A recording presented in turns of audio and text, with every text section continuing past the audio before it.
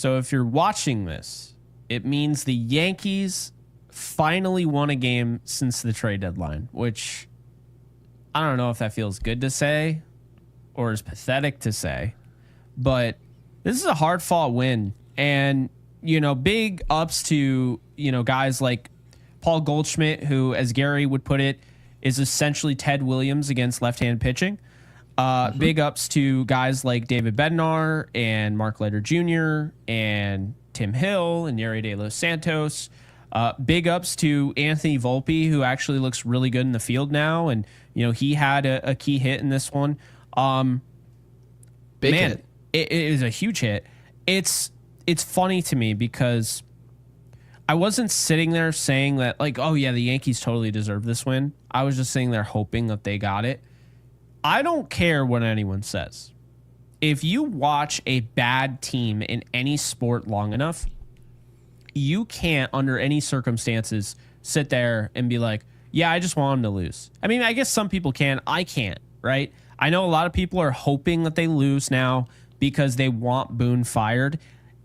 If it's going to take that, I don't want it. I can't root against this team. I just can't.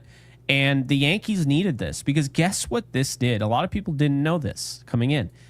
This secured the Yankees tiebreaker against the Rangers. So not only did they fend the Rangers off today anyway, tomorrow's another day, they've fought the Rangers off to stay in the wild card picture right now. They are the third team, the last team. But also, they have the tiebreaker over the Rangers. They have the tiebreaker over Seattle secured. Those two tiebreakers, I think, are huge. And I don't even think it's crazy to say that the Yankees can still make the playoffs. Right now, if the season ended, they would. Also, when you look, we talked about it yesterday, White Sox twice, and you got the Orioles. Tons of Orioles matchups remaining. Now, of course, they got to win those, but that's a big thing. But Gary, David Bednar, let's just simplify this thing. This was your guy to close. This was our guy, a guy that we wanted early on in the process, and then the splits kind of steered us away a little bit. But this is a guy that we've always liked. And Bednar just looks like a Yankee. Today, he was asked to go and just absolutely shatter his career high in pitches in what was his third appearance as a Yankee. And in that, he goes an inning and 2/3. He gives up a hit. He walks 2 batters, but he does not give up a run. Like I was saying yesterday, it doesn't matter about all that if you don't give up the run. 5 strikeouts. Bednar misses bats. Bednar is built to go like length for a reliever. I was really impressed, but I wasn't surprised. And man, he got screwed on that one call. I texted you immediately and I was like, I cannot believe they didn't call that. Corey Seager is one of the better hitters in baseball. Love Corey Seager as a player. Absolutely obscene that he took that pitch that was right on the zone, like right on the zone. And it's even more obscene that the umpire gave him first base. So Bednar, did he sit there? Was he barking, Gary? Was he barking at the umpire? Was he complaining? Was he yelling to the sky? Nope. No. He just took care of business. He stayed calm, cool, and collected, got his 18th save of the year, and his first with the Yankees, and he secured the Yankees' first win since he came here, and a lot of other guys did. So I feel good coming away from this win. Bednar should be the closer moving forward. You have an off day tomorrow. Now, the prompt was, can new closer David Bednar save the Yankees season? We'll find out, but I think they're in a way better position right now with somebody that has confidence in his ability more than somebody that doesn't. Yeah, and first and foremost, guys, if you're new here, please be sure to subscribe to Yankees Unloaded. We're giving away a jersey at 100,000. We'll probably give away a jersey then. At 10,000 subscribers, and we're getting pretty close. I know we've passed 9,200. It's going very quickly. Be sure to do that and hit the bell to be notified every time we're live. So I want to talk about David Bednar because he's the important man of the hour. He is far and away, in my opinion, the Yankees' best pitcher. He's around the zone, and you can argue, right, the home plate umpire did him no favors tonight, and you can say, well, he didn't make excuses. He didn't sulk. He didn't start throwing the ball to the center of the plate now. He just continued making pitches. And that's exactly what you want from a pitcher, right? Carlos Rodon came out there. He gave you 5 innings, 6 hits, 2 earned runs. But where the problem was, is what's been the problem for weeks now, several weeks, is 4 walks, just 3 Ks. The Ks we don't really care about. We care about outs. How far into a game you get. And if you don't get far into these outings, you're asking 4 or 5 relievers to pitch every night. And we haven't gotten, I don't know if you knew this, Jake, a single out into the 6th inning from a starting pitcher for the Yankees since last Wednesday. That is not good.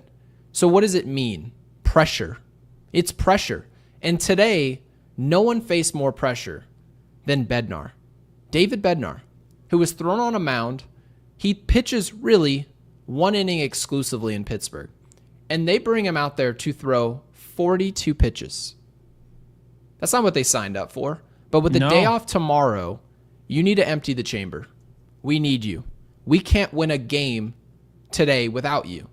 And he went out there and was mean. He was rugged. He was accountable. He wasn't making excuses. And he was executing. And when I heard on the broadcast, the Yankees need to find a way to find Devin Williams. They need to get him to here if they want to go there, right? If they want to go to the World Series, they're going to have to figure out how to unlock and unleash Devin Williams, and to which I say, no, you don't. I don't have to agree with everything I see on this broadcast. You do not need that. Devin Williams should be relegated to low leverage situations, if any situation, period. And you need to lean on players who have a career of showing up to New York and getting it done. And mind you, when we made this trade for Devin Williams, I was all for it. I don't know how he's going to pitch in New York. I knew how he pitched in Milwaukee. Now, in high leverage, you saw the homer he gave up to Pete Alonso last year. You say, well, hopefully maybe that's just an anomaly, right? Just anecdotal evidence to suggest it's not going to work. No, he came here, and Jake, you mentioned this might be one of the worst pickups the Yankees have ever made. And I think you're right. It has been an abomination. But where we are today, the Yankees and Aaron Boone, they should be able to go into tomorrow's off day, be able to exhale, and know we have our closer. No one else should be in the discussion. Nobody. And it definitely shouldn't be Devin Williams. So I'm happy that the Yankees, at the very least, should. I'm not going to say are going to, because I have no idea what Boone's going to do here. He's told us Williams was the closer. I don't know how you walk at it today thinking that. No, I'll tell you, he's not the closer. That is going to be what ends up happening. It's very simple. When your team doesn't win a game since the trade deadline, you finally win a game. That formula, whatever that was, keep it. Except the formula that revolves around not playing Giancarlo Stanton 2 days in a row. Yeah, I didn't like that. Let's not keep that. But no, I think we talked about yesterday, we hinted at the idea of they might have to actually DFA Devin Williams because he's a black hole. I'm not kidding.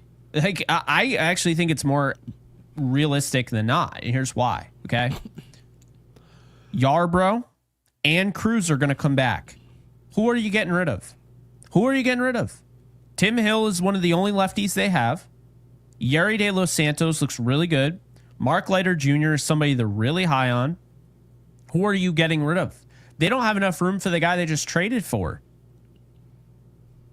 There's definitely reason to believe that the Yankees should just pull the plug on what Devin Williams is doing. Now, mind you, the Yankees tend to do it a different way. Mm-hmm. They tend to be cautious with getting rid of a player. I don't even see that. I see with Devin Williams, they want to be right about a player, especially when they go 2 feet in the sand. Devin Williams was a player they brought in here and said he's the closer, right? We're going to move Weaver into multi-inning role. Weaver's really our best arm, but we know Williams can close. He's been in that role for a while. Weaver kind of just got there, so we'll flex him out of it. That's what they did. And they're trying for months now, trying to figure out how they can cement him back in that position and be right. Now's not the time for that. Now's not the time for moral victories and waving the flag. Look, I did it. I was always right about this guy. No, we need to find what solutions work for the Yankees in these next 48 or so games and what doesn't. That's how it is. And mind you, Jack Curry, I thought he covered it beautifully. He said it's not time for anyone's feelings right now. I don't care about anyone's feelings. Devin Williams could hate the Yankees for the rest of his life. He could be podcasting 15 years from now saying how pathetic our organization was. I don't care. All I care about, the players who are playing well, I want to see more of them. The players that aren't, I want to see less or not at all. And that, Jake, is where we are. I think Devin Williams has value for this Yankees organization if he could get back to Milwaukee Brewers Devin Williams. But guess what? It's been over 100 games. You haven't gotten back to that point. So how much longer am I supposed to watch you try to figure this out? So right now, I want to give David Bednar the benefit of the doubt and watch the gutsy performance I saw today with his back against the wall, career high in pitches. He made no excuses. He just executed. That's what we want to see more of. So I just think David Bednar is what's going well about the Yankees. Bringing in guys, something new, something fresh, a different angle. And again, I want to make sure the last thing I'll say about this Bednar deal is I want to give credit to Aaron Boone. He could have easily taken him out of this game and said, oh, he's thrown 35 pitches. He's never done this before. I'm going to go to the safe play and bring in the next guy, the next best option. He didn't do that. So I'm going to give Boone credit for doing it. It won the Yankees the game today. Yeah, absolutely. And then also, what they did, as far as the Paul Goldschmidt pinch hit, right? Right. Like I thought that was huge. Austin Wells isn't playing well at all, right? No pun intended, but Paul Goldschmidt comes in, he hits a pinch hit home run. What inning was it? Because it's seventh inning. They said it was the first pinch hit home run in the seventh inning since Mike Ford. I was like, excuse me? Ford. What year was that? Hell if I know. Maybe 2020. I was going to say 2021 would have been my guess. That's how long it's been.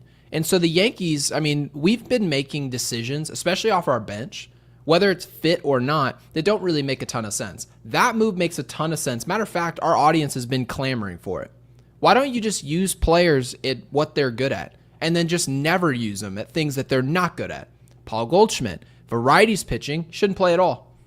If a lefty comes out of the bullpen, hey, Paul, grab a bat.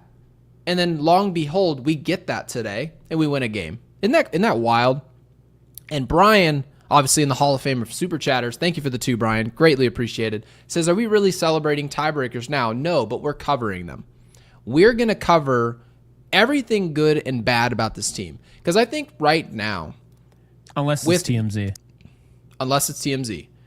What happens with Yankees podcasting, especially for this team, is there are podcasts that are just cheerleaders, and then there's podcasts that are just, we're going to dunk on everybody, no matter what happened on the day or what's happening with any type of context clues. It doesn't matter. We're going to be on one side of the fence or the other.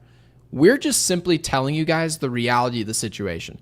If the Yankees, which would be disappointing, end up tying Texas to sneak into a wild card, it would be pretty embarrassing. Given the expectations, the differences in expectations, rosters, how much money they're spending, where we were last year, for that to happen. But guess what? When it happens, listeners to Yankees Unloaded aren't going to go, oh, we're making it to the playoffs? I thought we tied Texas. No, Yankees Unloaded at least reported the fact that this is the case. And so I'm happy we won the tiebreaker.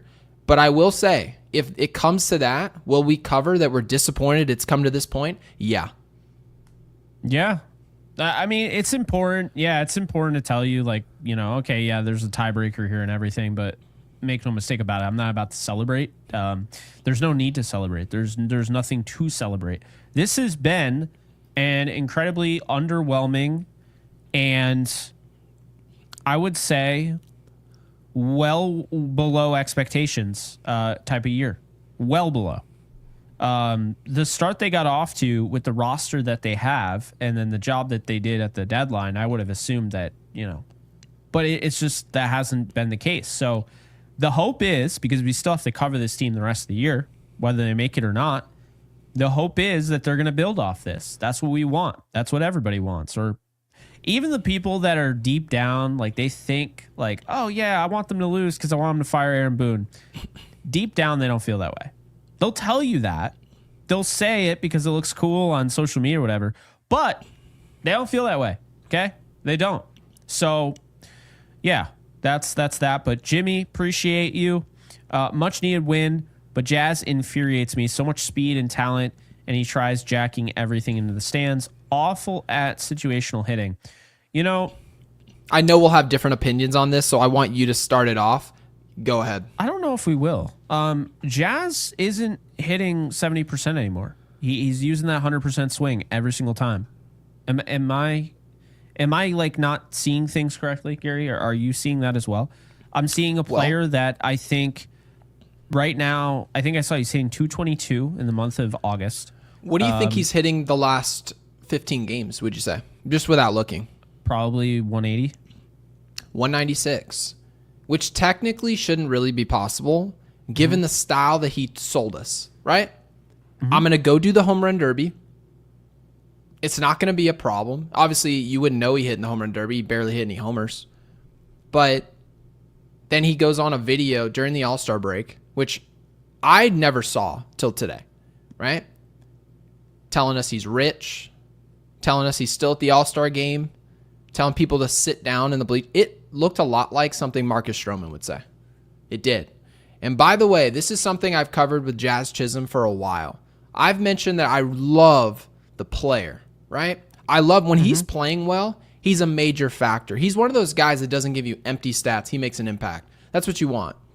But the floor is too low for Jazz Chisholm. It's actually, his floor is pathetic. I'll actually cover it. It's bad. It's not good. And when his confidence is what it is, we're not telling him to not be confident, but when he carries himself the way he carries him, you'd think he was Barry Bonds. Well, guess what? You don't get to move around like you're Barry Bonds with your hat at the top of your head and hit 196 for 19 games. It doesn't work that way. And so I get it why Jazz Chisholm rubs people the wrong way. I completely understand it. I won't defend it. But when he plays well, you sort of forget about it. And it's very similar, to be honest with you. As a player we've covered before, we've talked about this. It's Robinson Cano. If Robinson Cano hit 211 and was walking down the first base line the way that we're accustomed to, and a lot of our fans watched his entire career with the Yankees. If he was doing that, those type of antics and not performing, Yankees fans would want him gone as well. The antics don't work when you don't perform. And so Jazz Chisholm comes across on TV as lackadaisical, like I'm just going to be quick twitch.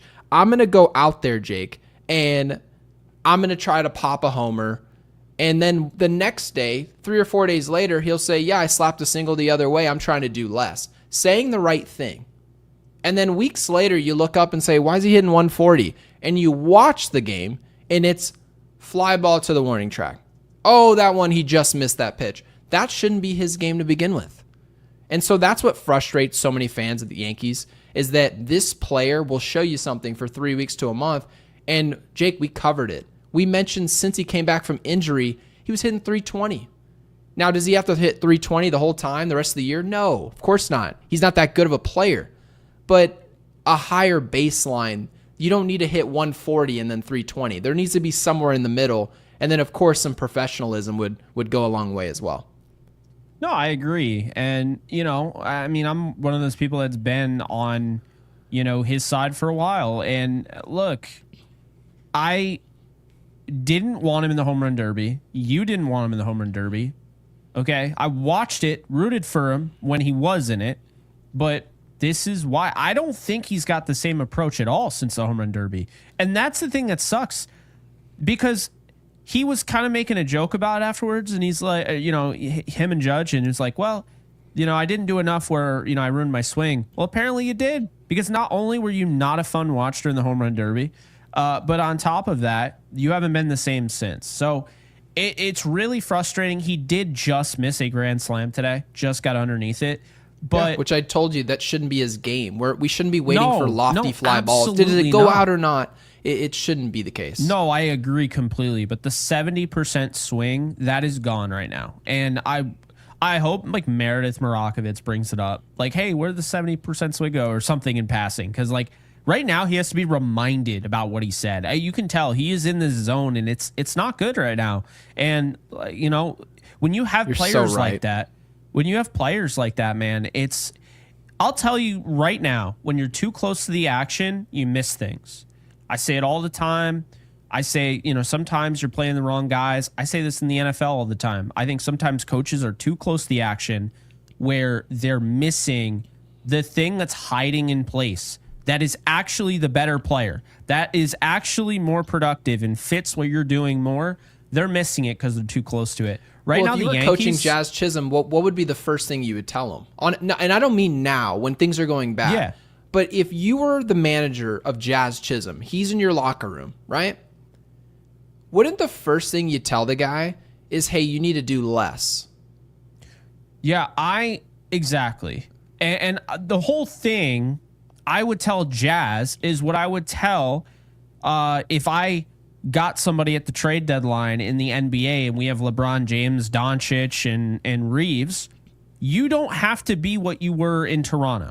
You don't have to be what you were in San Antonio. Okay? Jazz, you came from the Marlins. You can help us out, but we have Aaron Judge. We have Giancarlo Stanton, right? Like, we don't need you to be swinging for the fences every time. We have Cody Bellinger, right? We don't need you to swing for the fences. What we need you to do with the bases loaded is come through in any means necessary. If that's a walk, we'll take the walk. If that's a double in the gap, we'll take the double. If that's a broken bat base hit that you have to leg out for the run to score, we'll take that. But there's 2 outs. We don't need you to be swinging for the fences. And unfortunately, I don't necessarily even think it's Jazz.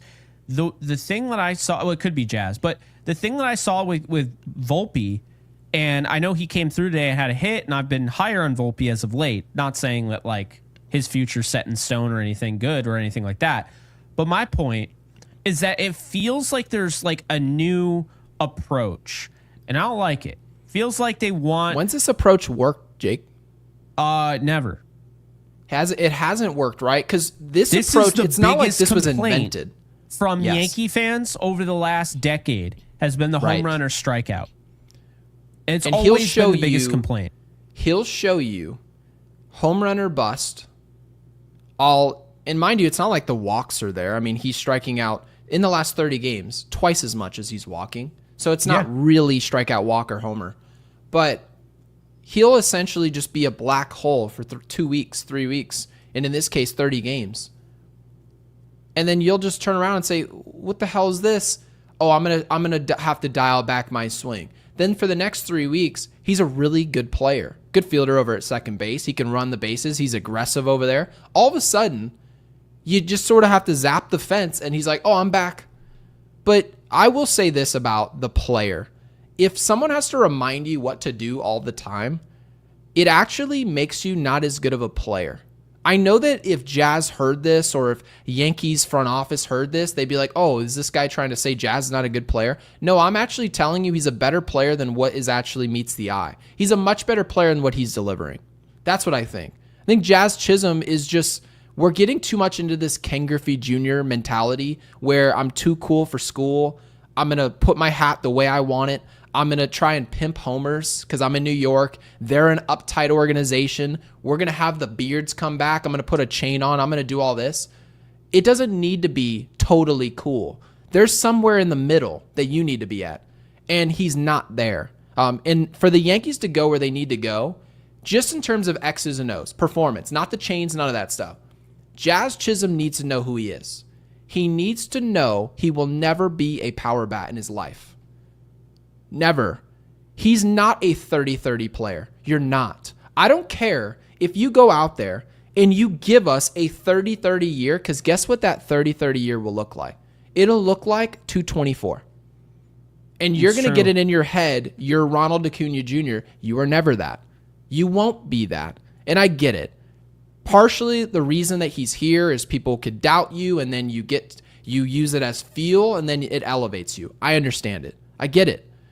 But Jake, Jazz Chisholm, this version of Jazz Chisholm isn't what the Yankees need to go to the next level. They need a month and a half ago's Jazz Chisholm. The player who was hopping on the broadcast saying, oh yeah, I just didn't care to slap a ball the other way. Could you imagine if he slapped a ball the other way today? You couldn't even picture it because of his approach. It was either grand slam, which you covered, or it was simply I'm an out and the next guy's going to have to do it. Yeah, and the next guy was Jason Dominguez, who scored a run today despite going 0 for 2. And that's the big thing is like, okay, I can live with that. Like McMahon had a hit 1 for 1 today, right? Volpe came through. That hit was huge, by the way. And we could segment right into segment. The hell does that mean? Oh, in Slim Lewis's super? Segue right into Slim Lewis's super. Thank you, Slim. Volpe puts the Yankees on the board. If he doesn't come through and send Bellinger home on that hit, I don't know if the Yankees win this game. It was getting away from them yet again. The previous inning, Haggerty had the single, Duran had the hit. Like, you start to see, oh boy. And also, I want to give credit to Volpe because in this moment, right, now it forces, you steal third base. And again, this is the whole they play station to station. Well, now they're not. And that was one of the big things I was getting at. Recently, seems like they're actually open to stealing bases, which I love. Volpe, he gets to third. There's a throwing error by Higashioka. Dominguez scores. Now it's 2-1. In an inning that probably could have been over and you're losing 1-0, and now Rodon has no protection in the fourth inning. That's the thing that I look at, is that it's not just, we talked about the other day, Michael K brought up, you pick up, this is baseball, you pick up your teammates. Well, the Yankees basically supported Rodon early enough where Rodon didn't absolutely crumble. The next inning, he gives up 1 run. Okay, we can live with that. 2-2, right? Game on. What I can't live with is Rodon gets no run support. He's down 1-0. Then he gives up another run, and then he starts drowning in a glass of water like you've brought up before. Okay? But I do believe that run support, that momentum is real. And that is ultimately what allowed the Yankees to win this game today, because I'll tell you right now, Volpe doesn't come through there, I think they lose. I do. Probably. And so did you read Slim's super? Because if not, I will. I didn't read it yet. No, Okay, perfect. So Slim, I will read this because I think it tees up a conversation that has to be had about Anthony Volpe. So Slim, thank you for the 5. Says Devil's Advocate. Maybe I like him more because everyone's hating on him, but I think Volpe will become an all-star shortstop. New York is forcing him to toughen. So mind you, that's sort of how social media is. And when you see everything, everyone loves everything all at once, Starbucks, naturally people want to go against the grain. We want to find out, well, Starbucks is overrated. I like this place up the street. Well, if the place up the street was as good as Starbucks, then people would just go there, right? So I get it. It's not the sexy thing right now to go on YouTube and mention what's good about Anthony Volpe right now. It's just simply not the attractive thing to do. Anthony Volpe has been a massive disappointment to the Yankees. Not just to us as the fans who pay a lot of money to go watch this team, but also Brian Cashman, also Aaron Boone. You think their jobs aren't easier if Volpe was hitting 280 with pop and playing great defense? Of course their job's easier. They're probably not on the hot seat. But guys, we have to be honest about what he's doing. And right now, he's not piling up the errors the way that he was. He's playing a little bit smarter. Now, has the arm, does it look like Carlos Correa suddenly? No. The throws still are weak. I covered it yesterday. I still think he's hurt. Now, mind you, this is not an excuse. You have to find a way to play through it. But having said all of this, when you come up with a big hit, for a team that just can't find a way to win a game, you deserve a ton of credit. So I don't think Anthony Volpe, it's like the Yankees are totally wrong on him. If they end up moving on and he makes an all-star team 6 or 7 years, 4 or 5 years down the road, oh, the Yankees messed that up, they should have kept him. I don't think that's the case. The Yankees need to look at their teams as what can you do for me right now and then the near future. And Anthony Volpe and the Yankees have to believe that what they're doing with him, with his mechanics, with his development, that he's going to be a part of a solution to win a World Series either this year, which seems very far-fetched, or 2026. And so far, Anthony Volpe is simply showing flashes of greatness, but then he'll show you a month and a half in a row of one of the worst players you've seen. So again, I'm rooting for him, Jake. I really am.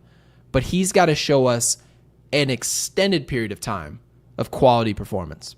I completely agree. I think August is treating Volpe well. I mean, over 1,000 OPS, 700 plus slugging, 360 plus on base percentage, hitting 333. Yeah, Volpe is looking good. He's looking good at the plate. He's looking good defensively. You brought it up. I'm actually going to tilt the conversation in a different direction. I don't know if you knew I was going to go this route. Who was it that came on our show and said, yeah, you got Volpe at second base? And who was the one that said that? Was that Bowden? It was either Bowden or it was Morosi, but I think it was Bowden. It was Bowden. Yeah. So I actually find this really interesting. And I love Jazz Chisholm. Love him. Yeah. But it's not just Anthony Volpe that's under the gun here. We keep talking about Anthony Volpe. His arbitration isn't going to be that much. He's going to be back. He'll be the starting shortstop next year. I have no question about it. None. It's very cheap. Very cheap. But Jazz Chisholm, that's not cheap. At some point, you will have to pay him. Very soon, actually. Here's the deal. We saw Gleyber Torres and what he got, despite really only having a good end to the year. It was still enough for him to get a decent amount of money. But the worst comes to worst, Jazz is getting at least $20 million for 1 year. Like, he's going to cost money. And I don't think the Yankees will do that if he's looking like he is right now. And so that begs the question, are we actually looking at just kind of the here and now, and the future is actually Volpe at second, and then Lombard Jr. down the road at short? And that, to me, is why Anthony Volpe should have some confidence right now. They've stuck with him. They did not bench him. They should have benched him. Just because he's playing well now, I'm not going to go back on what we said. He should have been benched. But here's the deal.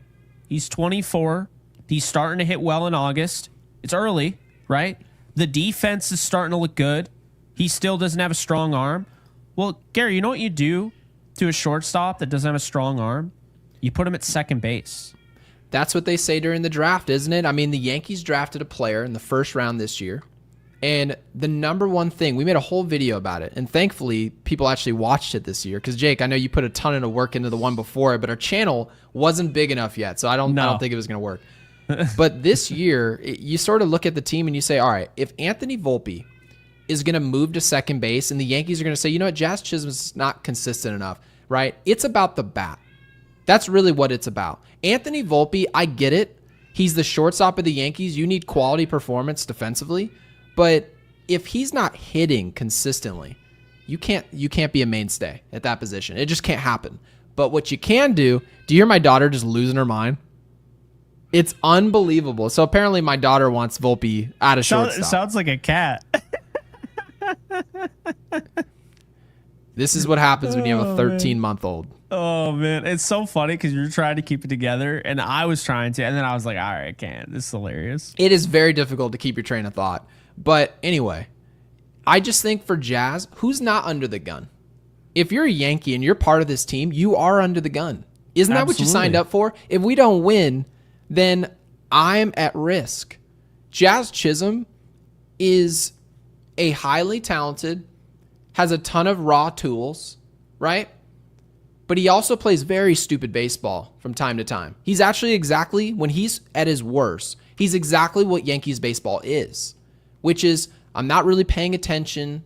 I didn't show up ready to play. Very unprofessional. That's Jazz Chisholm at his worst. But meanwhile, Anthony Volpe's not really the same. His is more glove skills. Like, is he throwing the ball away? It's not laziness. It's that. So if Anthony Volpe does show up offensively over the long term, and I'm not telling you it's going to happen. Matter of fact, I don't think it's going to happen. The Yankees very well could say, hey, Volpe, you're moving over to second. And Jazz, you're too expensive for what's wrong with you. I have to remind you every month and a half to go 70%. A $20 million player, I shouldn't have to do that, right? They easily could do that. And they also could say, Jake, if I'm going to go $20 million on Jazz Chisholm, maybe I can just say, let me pull the plug on this. Maybe I'll go $40 million on Kyle Tucker. And that'll sort of soften the blow of that financial buy. You never know. So as far as I'm concerned with Jazz, Jazz isn't a good enough player to just think that he's going to be here. You need to make sure you're ready to play every day, and your baseline is such. That's how it is, and if he doesn't like it, Jason Dominguez is in the same boat. Jason Dominguez has to show he can catch a fly ball. If he can't, how are the Yankees supposed to say, oh, no, he's a mainstay? No, you need to prove that. That's how that goes. It's kind of unreal how, you've mentioned multiple times right field is easier, and especially at Yankee Stadium. It's like, how have they not had Jason Dominguez play right field once? He's got an arm. We know that. But it's like, what are they doing? And you watch him in left field, and he just doesn't look comfortable. Like, he's gotten better. Like, you know what I mean? Like, no one's saying he hasn't gotten better. He's improved. But it's like, I don't know, improving from an F to a D. Like, it's not, you know what I mean? Like, that's not a ton of improvement. So, yeah. But to your point, and also keep this in mind, I'm not saying, I want to make this clear, I'm not saying Anthony Volpe would be my starting shortstop or my starting second baseman. Because if I was in charge of the Yankees, then I got all that money, right? And I wouldn't be afraid to go out and do something, something crazy. I'm just telling you that's what it's going to be. Volpe is either going to be the starting shortstop. Well, he's definitely going to be the starting shortstop next year. The question is, after next year, is he their second baseman, and then George Lombard Jr. is their shortstop. And that, to me, is what I think the Yankees are telling you without telling you. Yeah, so you've also mentioned, this is one thing, before I get to Jonathan's super chat, so Jonathan, thank you. You've mentioned budget, and that Hal Steinbrenner's not going past that $290, $300 million mark. Well, if they have a budget, let's just say, there are a lot of people in our comments that want Cody Bellinger back on this team. Well, that's Cody Bellinger back on a raise. Not $25 million. It's probably going to look something like 30, low 30s. It's going to be a cap hit similar to what you see from Giancarlo in the low 30s. Yeah. And it's also going to be going for 5 or 6 years. So what do the Yankees have to do around that? They have to spend less money. That's how budgets work. If you spend $2,000 on tires, well, the rims might be garbage, right? That's how it ends up working out. So I think Jazz has to know, if I want to be a part of this organization, I need to make sure I'm bringing them what they're paying for consistently. Not for 6 weeks where analytics can say, look how good Jazz has been the last 6 weeks. Because at the end of the year, Jake, we're going to look at his numbers all the way across the board. Not just counting stats, homers, RBI, not that. But did you help us win for this 10-week stretch? Were you inconsistent, or were you one of the more consistent players for this team? Cody Bellinger, actually, Jake, has very similar numbers to Jazz Chisholm. I know his batting average is like 40 points higher. I get that. But similar homers, right? RBI, all of it's similar. And yet, when you watch Cody Bellinger play, his baseline is that player. That's what the Yankees should be looking for. So it's definitely not something that you want to have about you as a player, being inconsistent. So, yeah, Jazz shouldn't be comfortable. Jason Dominguez shouldn't be comfortable. These players have to prove they're part of the future. You don't just get to be brought to the team and then just ride off of that. It doesn't work that way. And Jonathan Alvarez with the 20, also a member here at Yankees Unloaded. I know we have a couple new memberships. We will read those, so thank you guys. Jonathan says, in my opinion, I think the Yankees have found their closer. Bednar has the moxie of a true closer. We haven't seen this in a long time, a guy who pitched with fire in his eyes, with the mental makeup to be a killer in the postseason. I see the same look in his eye today. I'm not just going to act like it was the greatest thing I've ever seen, but I saw flashes of what I see from Luke Weaver in big-time innings in crunch time. Confidence. How many players, you mentioned Devin Williams earlier, how many times did we see confidence from Devin Williams this season? Once or twice. Once or twice. How many times has he pitched? A lot more than once or twice. There you have it. We won't even look up the number. We'll just tell you guys. And you guys see the same thing we're seeing. We're not rocket scientists about the Yankees. You guys watch the exact same thing we see. Devin Williams doesn't project confidence. He looks terrified out there. And mind you, this is sort of what he has looked like. He looks this way in Milwaukee, even when it was going well. But the Yankees need somebody to go punch someone in the mouth. That's the type of mentality you need in the ninth inning. And I just think David Bednar possesses that. It's amazing that he was hiding in Pittsburgh this whole time. And I said before, he's my closer. Jonathan agrees. What say you, Jake? Oh, absolutely. And Jonathan, we appreciate the super chat. Yeah, Jack Curry was like, I think it was Jack Curry. It might have been, was it Bob Lorenz? One of them. They said that this was the biggest outing of his career. They're not wrong. What gun are you under in Pittsburgh? I'm not talking about the Steelers, and I'm not talking about the Penguins. I'm talking about the damn Pirates. What gun are you under? Besides you read high leverage numbers. No such thing. Besides the fact every year the Pirates get off to some blistering hot start and then always fade away. I don't understand it, but that's the most consistent early season winning team I've ever seen. It feels like every year they get off to a great start, except for this year. The Yankees scorched them, but it's like every year they do that. I wanted to actually bring some numbers to your attention, Garrett. Yeah, go ahead. So I have right here, and I guess I can share it. So let me just do that. That way everybody can see. Okay. So I have right here the 2026 financial summary. Yeah, we're going to need a zoom on that bad boy. Yeah. Let's see. There we go. There we go. All right. I don't know why it's not all the way. So let's see if I can. There we go. All right. Financial summary. Spotrac. Shout out to Spotrac for giving us this opportunity to have this. Okay. So, adjusted payroll total is 202, right? The luxury tax, they have 18.5. They're going over the luxury tax, no doubt about it. Here's the deal. These are the guys under contract next year for the Yankees. And the reality is, you said he doesn't want to pay 290 and 300. Is it $300 million?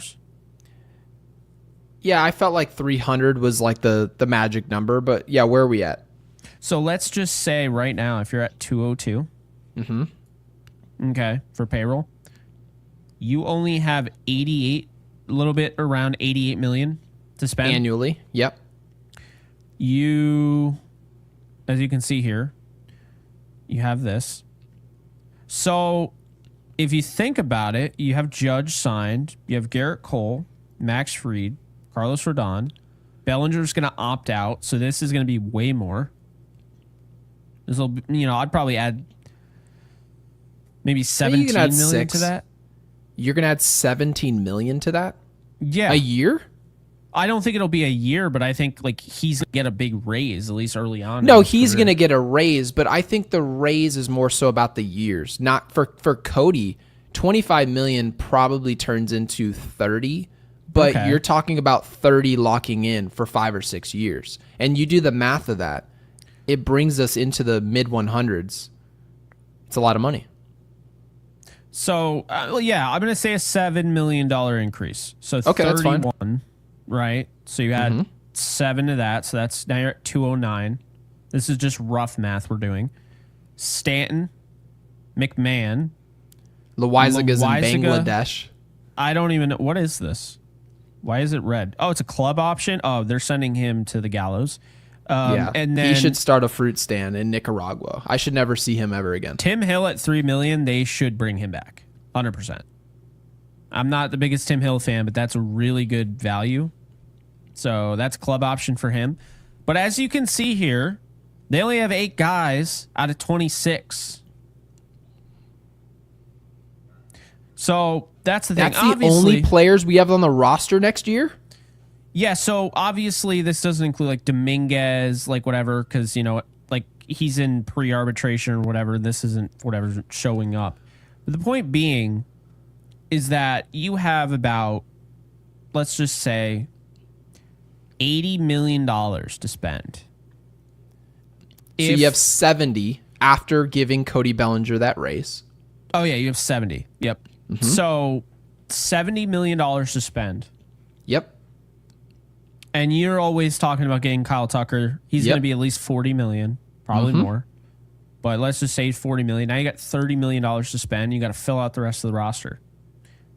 Now, to be fair, and this is where this comes in here, 2025, like Austin Wells isn't being accounted for. He's in pre-arbitration. Ben Rice, you see these guys, like these are going to be cheap.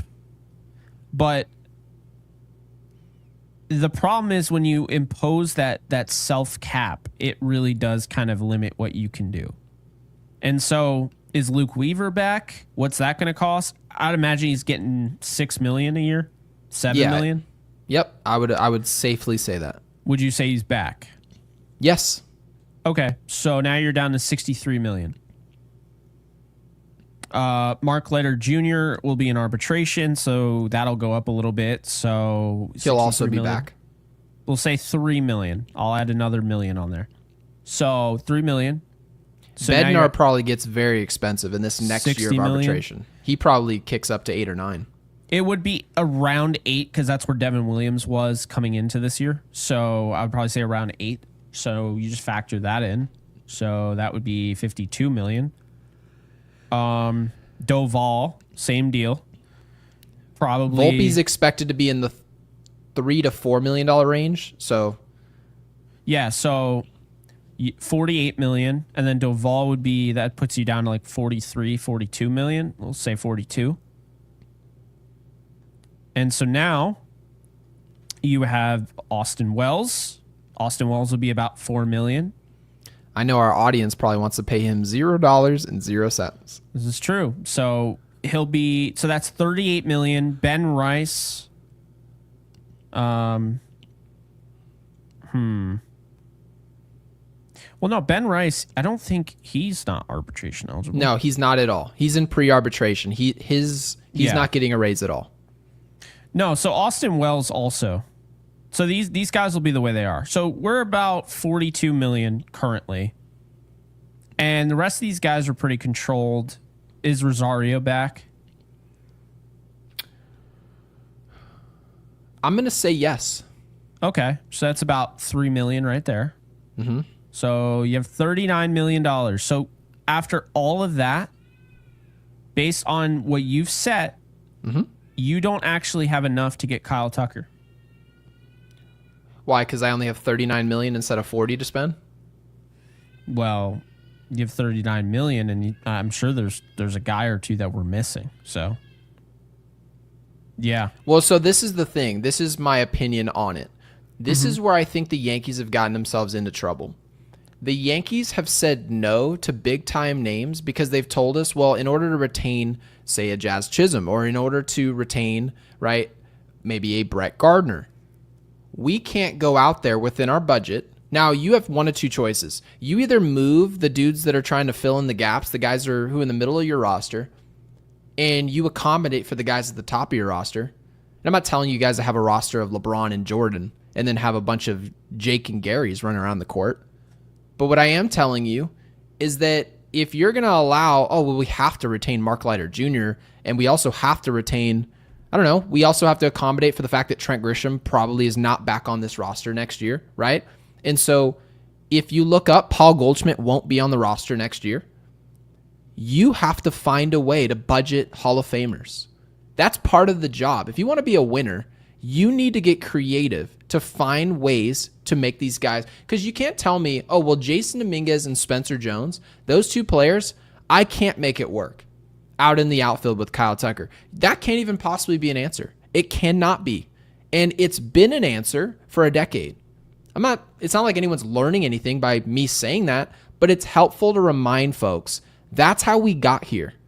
That's why we've been sitting here 16 years without winning a World Series title, is because the Yankees will tell you, we really have high hopes. We don't want to give up on this player. Well, you not giving up on that player is you giving up on a Hall of Famer joining your team. That's what you're giving up on. So mind you, the Yankees at some point or another are going to have to go after big fish, and they're going to have to land them, not just go after them. So I get it. Maybe the Yankees are going to do what they normally do. They're going to say, we've only got $39 million to spend. Hey, Kyle, would you love to come play for the Yankees? Let's see how much he wants to be a Yankee. That doesn't tend to work. Just telling players that your organization is better than everybody else, and that's why you should take a discount. I think looking at this stuff, you sort of see how much money the Yankees are spending on players that you say, I think we can live without that guy. I think we can live. And this is the importance, by the way, of bringing in players like Ryan McMahon. Despite how well he's playing so far, right, in his tenure with the Yankees, is that when we have to pay you $16 million next year, it actually matters because of the budget. But again, Jake, if the budget goes away, then who cares? You retain the players you want. Yeah, and I guess because I still don't think they're going to get Kyle Tucker. Me either. I just feel like it's kind of a pipe dream, and I'm okay with that. Honestly, I am. I'm not. But I know you're not. Nope, livid to this day. But looking at like Trent Grisham, what are your thoughts on him? Do you think that's somebody that they would consider bringing back? I actually can share this tab. This is where his market value is $8.6 million a year, 4 years, $34 million. It really depends because here's the thing: Trent Grisham deserves to be brought back. He does. He absolutely deserves to be a part of this team. But the problem is Spencer Jones, Jason Dominguez. They've kind of told us that they want to see this thing out with Spencer Jones. They didn't trade him at the deadline. They actually shut down conversations for Mason Miller when it came to Spencer Jones and George Lombard Jr. And if you're reading into the context of that, it tells me that they view George Lombard Jr. as the potential shortstop of the future and Spencer Jones to start in the outfield. But this is where it becomes interesting, and this is why we're talking about trading away Trent Grisham or trading away Jason Dominguez, because it seems like now they are kind of flooded in the outfield. And especially, and maybe they'll look at it like this is just a one-year problem. Stanton will probably retire after next year, but that's the thing is like, what if he doesn't, And you can't, I guess you could, but I don't know if they're going to DFA him or anything like that. If he starts to fall off next year. So, Gary, you look and everything is pretty much set for the Yankees. Catcher set, whether you agree with it or not. They're not moving away from their catcher. It'll be Wells or Rice. First base, it'll probably be Rice. Second base will be Jazz next year. Shortstop will be Volpe. Third base will be Ryan McMahon. And then the outfield, we don't really have a damn clue. Run it back, except Spencer Jones. And by the way, Spencer, we're essentially going to run it back exactly the way you see the team today, except you're going to get the return of Garrett Cole. Cody Bellinger may be off this roster. I want to remind people this is not a sure thing. As much as you think Cody loves being here, and he does, right? I know that for a fact. There are no guarantees. Cody Bellinger, what if he's offered $260 million from a team, from Toronto? Now what? Do you think Hal's going to spend? Jake, you just told me about the budget, and you can't see them going to get Kyle Tucker and spending $40 million a year. Well, what if Cody costs $40 million a year just on a shorter deal? Does Hal spend that money? The answer is no. No, he doesn't. So you could be looking at this exact roster, swapping Cody Bellinger off the team and putting Spencer Jones out there.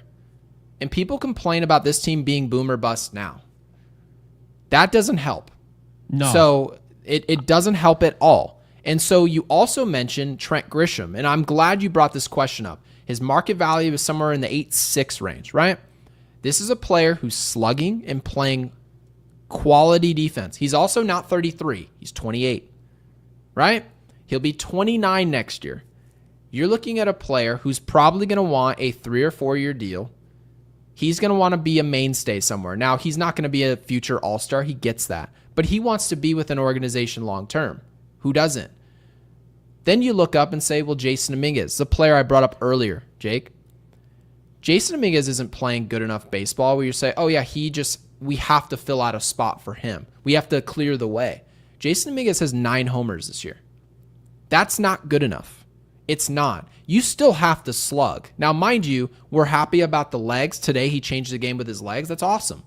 But to act like you can't sign free agents because of a player who's hitting 9 homers, the answer is no. That's not the case. And it's not just because he's 22. You have to play better baseball. So, mind you, the Yankees may look at Trent Grisham kind of like they did when they signed Aaron Hicks.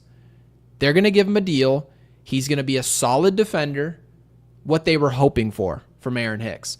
250 with pop, quality defense. And Trent Grisham, as a Yankee, I think the Yankees believe they've, in a way, unlocked this version of this player who actually is a pretty good player. I'll actually admit Trent Grisham's a pretty good player for us. I don't care what he was in San Diego, Jake.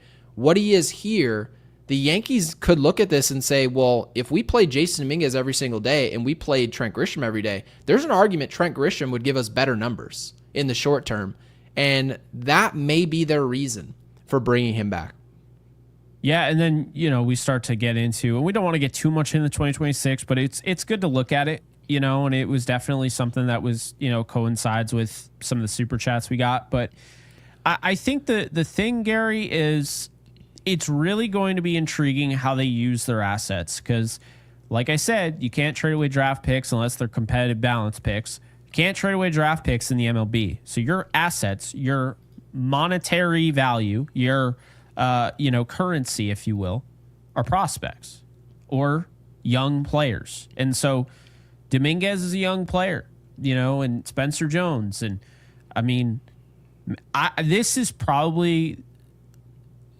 one of the more deep, I would say, farm systems the Yankees have had for pitching. I don't think I've ever seen a farm system the Yankees have had for pitching like this since the three-headed monster of Jabba Chamberlain and Phil Hughes and Ian Kennedy. I don't think I remember anything like this. I mean, I don't know if you've been keeping track, but ERC, Elmer Rodriguez Cruz, is absolutely dealing. How could I not? Right. You've been texting me his numbers, and rightfully so. Those numbers are really good. And it also allows you to be a little bit more expensive on the position player side, which is actually the whole time, all these years, and I didn't have a podcast at the time, but I've been saying the Yankees need to go get a Kyle Tucker. Go get the Manny Machados, right? Go get the Tatis Jr. When these players become free agents, the Bryce Harpers, get expensive on one side of the ball, and then you also need to draft and develop on another side. Well, where do the Yankees tend to develop talent, Jake? On the mound. Yeah. On the mound. Luis Heel, right? You look at Cam Schlittler. We have a lot to be hopeful for with some of these players. One of them won Rookie of the Year. So why would I wait around for a bunch of position player prospects to come save the day? Why don't I just let this organization do what they're good at? And then what they're not good at, go on the free agency market and spend the money. Let Kyle Tucker come hit for your team. If the Cubs won't do it, you should do it. So figure it out with your budget. Slim Lewis with a 2 says needed innings went up or down by 6. Devin Williams is your guy. So that's obviously low leverage. And I could not agree more. He's a low leverage. He should be a low leverage demon. He should live. Victory cigar? Yes. He should be Brooks Kriske of the roster. And I don't care that, well, he did this in Milwaukee a year and a half ago, Gary. So that's what we're hoping for. I don't care what you're hoping for. I care what is. I'm going to cover what is, and I don't want to see it again. So that's where I'm at. And Brian with the 2, thank you, Brian. Greatly appreciate it. Said, if Hal was smart, I'd clean house and call Theo ASAP. Now, Theo won the Cubs a World Series there, Jake. What happened? Very good. Where is Theo Epstein? I'm actually not sure. Brian, where is Theo right now? I'm curious. I don't understand how somebody who has that much success, and I don't believe he got in trouble with like the law or anything. So like, why did he just disappear? Maybe he's waiting on us to call. I actually, the GM, my favorite GM in baseball, it's probably AJ Preller at this point. Just how aggressive he is. I love that. Love it. Dave Dombrowski. I absolutely love how much pressure he puts on the trade market and free agents. I absolutely love it. And the Yankees just don't apply that same pressure. But obviously the good news here is the Yankees have some momentum. We've won a game into a day off. Thank God. Bednar threw 300 pitches today. It felt like he threw more pitches than Rodon because they were high leverage. And now he gets this day off. When we get ourselves in a high leverage situation, by the way, quick question for you, Jake. Do you think Devin Williams pitches high leverage again? I'm going to say he does. Probably. What does that tell you? You can't win a World Series and be delusional. You can't. Now, mind you, in hindsight, we could be completely wrong. Maybe Aaron Boone is sitting there in his hotel right now going, well, obviously on a plane now, headed back home saying, yeah, that guy's never pitching for me. What I just watched from Bednar. But how many people in our audience believe Aaron Boone had the same takeaway we had? This is why we need polls, Jake. This is why we need to start polls. I would be curious. I know for a fact what our audience thinks. The problem is with the poll, it always removes the pinned comment. Oh, nice UI. That's nice. Yeah. So genius. We love that. Jose Martinez, thank you for becoming a Yankees Unloaded member. You guys can do so. Just mention the pinned link in the comments. So we just love the segues today, man. It's just going right into everything. So really appreciate you there. And Ivan, appreciate you becoming a member as well. You guys are awesome. Hello, Lauren. Thank you for the 2. Should be a few prizes at 10K like Yankees Unloaded T. Yeah, so guys, tell us what you guys would be interested in. Now, we're currently in the process of sort of crafting our merchandise. I know YouTube goes out of their way and they just kind of plaster your logo on some dookie t-shirt that I know you guys don't want. Ridiculous t-shirt. You just throw it in the dryer and it would basically just shrink. It would just completely shrink and be trash. So we're working on merchandise. Let us know what you guys would be interested in as far as giveaways, and we'll try and make it happen. Because, I mean, we definitely want to reward you guys for obviously supporting us all this time.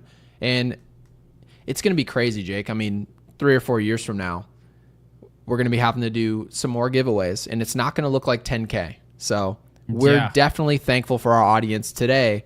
And these are definitely the OGs. So yes. We really appreciate it, guys. By the way, it's sounding more and more like I'm probably going to go to the Yankee game on September 6th against Toronto. Yeah. So if I go, well, I mean, I'll let you guys know. There'll be a Yankees Unloaded before I go. But yeah, I would like to see you guys. So if anybody's going to be there for, was it September 6th, I think I said. Yeah, it's the Saturday before I believe NFL season starts. So, we need a rippity doodah,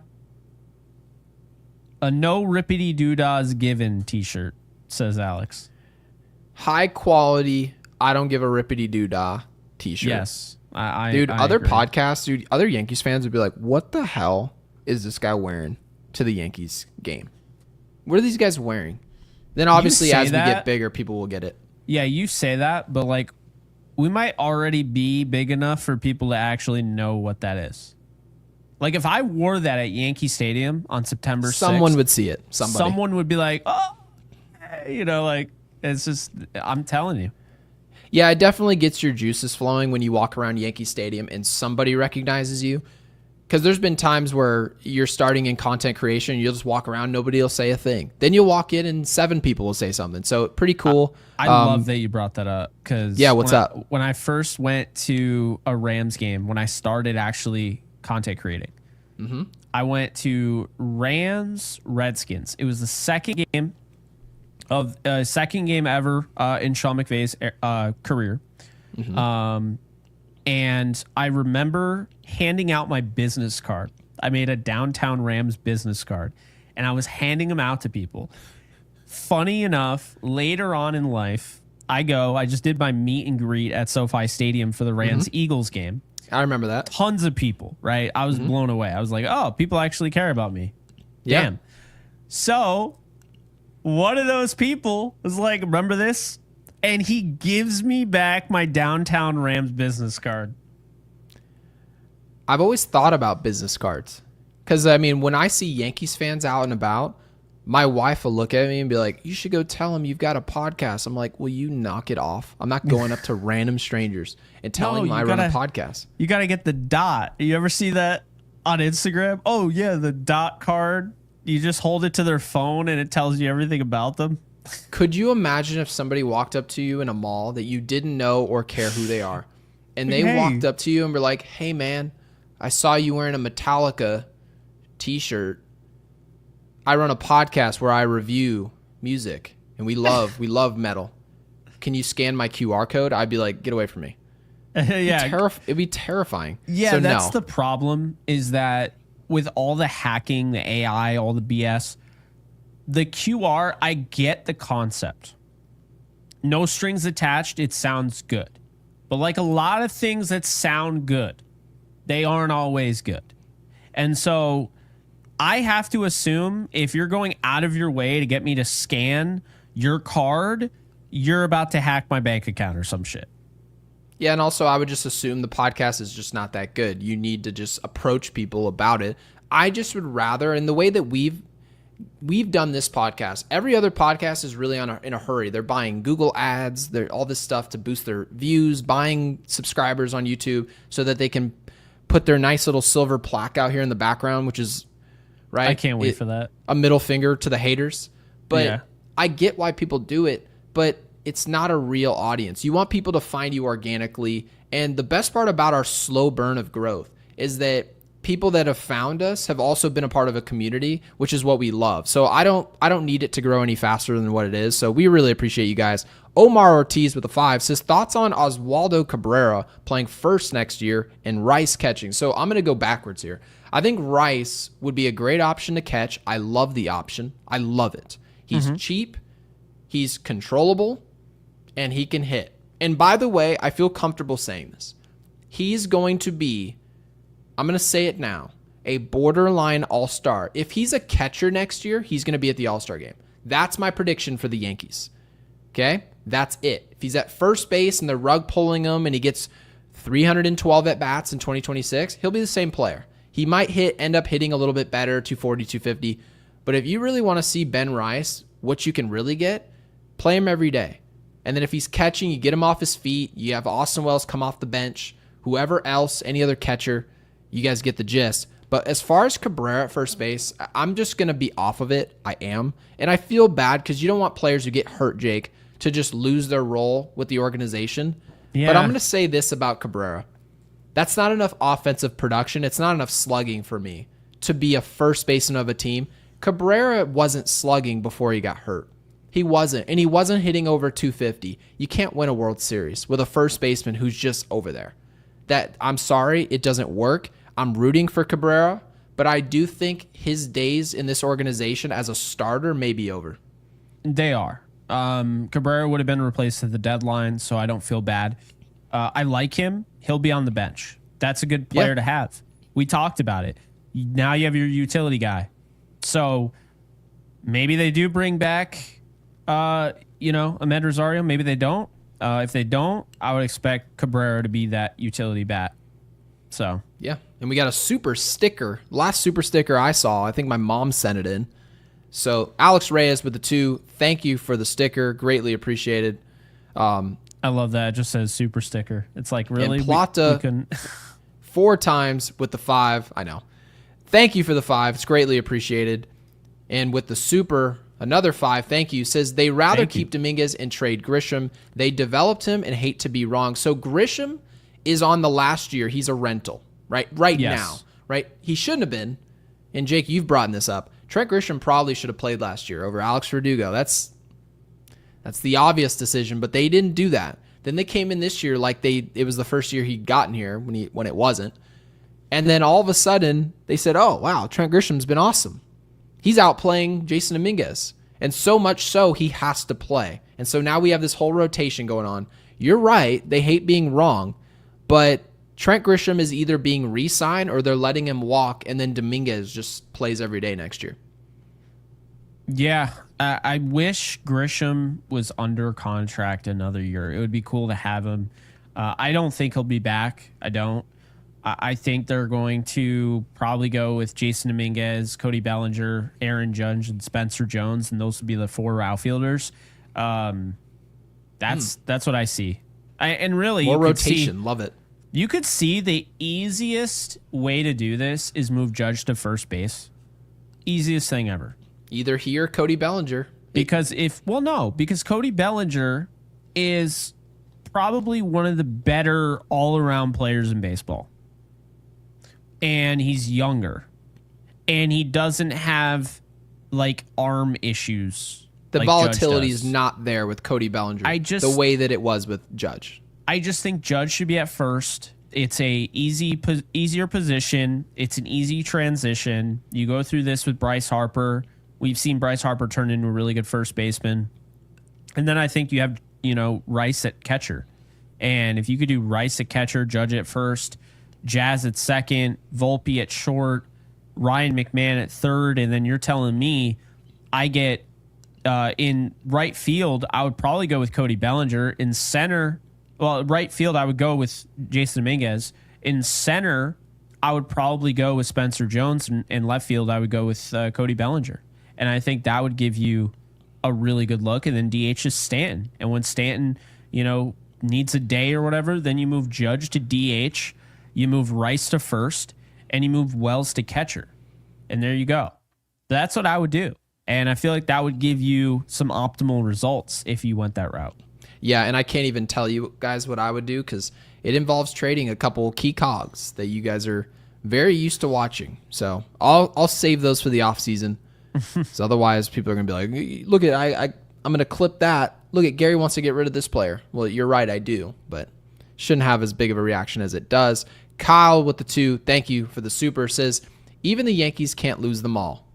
Yeah, it seemed like we could have. I guess, what was it? If we win the rest of the games of the year, we end up winning, 103 games? So that's it. Playing about what? They would only win 103 if they won every game the rest of the year.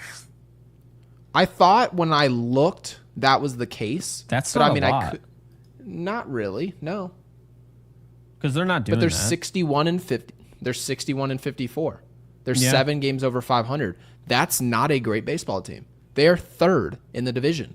So they can't lose on All-Timers Day, man. They can't do it.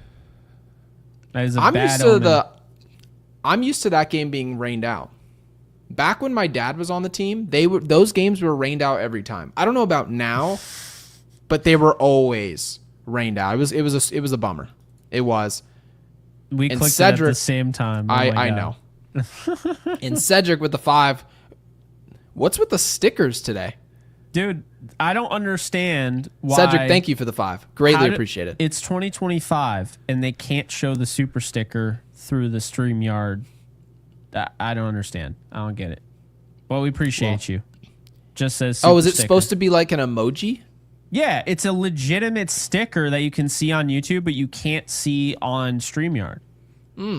So when we show it, it just says super sticker, which is so ridiculous. That's just who's the goon that decided that was the best course of action? I don't know. Well, it was a valiant effort, Cedric, but thank you for supporting the channel. We really appreciate it. And James with the 5 says, Hal, stop being a cheapskate with $30 chicken buckets. Extend belly. They went up by $2? Can anyone confirm this? I would assume he's rounding up because of taxes. I know. I'm messing. But if they went up again. Yeah. Well, Extend guys, belly we're going at to first get Kyle base. Tucker, so you'd have to spend $40 on chicken buckets now. Okay, but let me ask James this question. Hey, James. It's just you and me. If the Yankees signed Kyle Tucker, you got what you want, right? They got Cody Bellinger, right? You got what you wanted with Ben Rice. He's your catcher. You've got Kyle Tucker in left field, the most demanding position in the outfield at Yankee Stadium, right? You've moved Anthony Volpe to second base. I saw that at the very end there. You still got, Jason. Yeah, Jason's not moving to the infield. That's just not happening. That's the last thing I want to see. If Jason's not on this team, he's being traded probably for an arm, most likely, or an infielder. But I'm going to say this. If you got what you wanted, and Hal said, all right, enough's enough with the budget. We're already charging him $30 for a chicken bucket. If they brought in the players you want, would you accept paying $34, $35 for chicken? Yes. I would. Now, James, again, I was only talking to you. What would you do? I would pay a ridiculous amount of money, and we already pay a ridiculous amount, to see Ryan McMahon and Jason Dominguez running around in left field. We pay a lot of money for that. So I'll pay a little bit more if the product is going to be excellent. That's my take on it. Yeah. No, I hear you. I mean, I don't think anybody really cares. Like, they know, like, okay, you go to a game, it's no different than going to a rest stop, right? They got you where they want you. You're at the rest stop. They're charging you way more. It's like, hey, the little kid brain is in full effect. Why does this Chick-fil-A cost way more than the Chick-fil-A in our neighborhood or near our neighborhood? I see that at the airport. I went to the airport a couple weeks ago. Awful. And I got Starbucks, and I looked at my wife was like, "Do you want to?" I was like, "Yeah, just give me we'll just do a grande iced vanilla latte." She gets a caramel macchiato. Yeah, all of a sudden she's like, "Hey, you got it?" I pull out my debit. It was like $24. $24 for 2 lattes. The boomers were right. We're wasting so much money on coffees. No, but in all seriousness, it's about where you're paying for this stuff. And it's nuts. It is. But that's what it is, though, is like, okay, I go to Yankee Stadium. I know I'm going to have to spend money on the food, like extra money. Yep. What I don't like is if I'm going to spend that money and you're not going to use the money that's coming in from the audience, whatever, to go out, and you're going to actually be cheap, and you're going to tell us, yeah, we're going to be making some budget cuts this year. How do you think that's going to go over? Whoever it was in charge of PR and teaching them how to speak to the media failed. Like right on their face. Flat right on their face. There should be an actual rule that you don't have the control to raise ticket prices unless you've spent an extra dollar somewhere as an owner. There should be some type of give and take model where you cannot tell me, hey, I know we spent $298 million last year. We're going to spend $292, but now to sit in the left field bleachers, instead of it being $112, it's going to be $119. Shouldn't be possible, but it is. So yeah, James did eventually answer in the comments is that he would pay more money if something higher quality was on the field. And I agree with him completely. And Alex, and this is when he was talking about, I remember the second I saw it, he's essentially saying, because remember we were saying we like the slow burn, right? We're growing organically. We're not buying subscribers, none of that. Alex says, Gary eloquently said we're growers, not showers. I would say so. We have less than 10,000 subscribers. How many Yankee shows have back-to-back days of over 1,000 people concurrent? Not very many. So, yeah, we are growers. Welcome to Yankees Unloaded. Yes.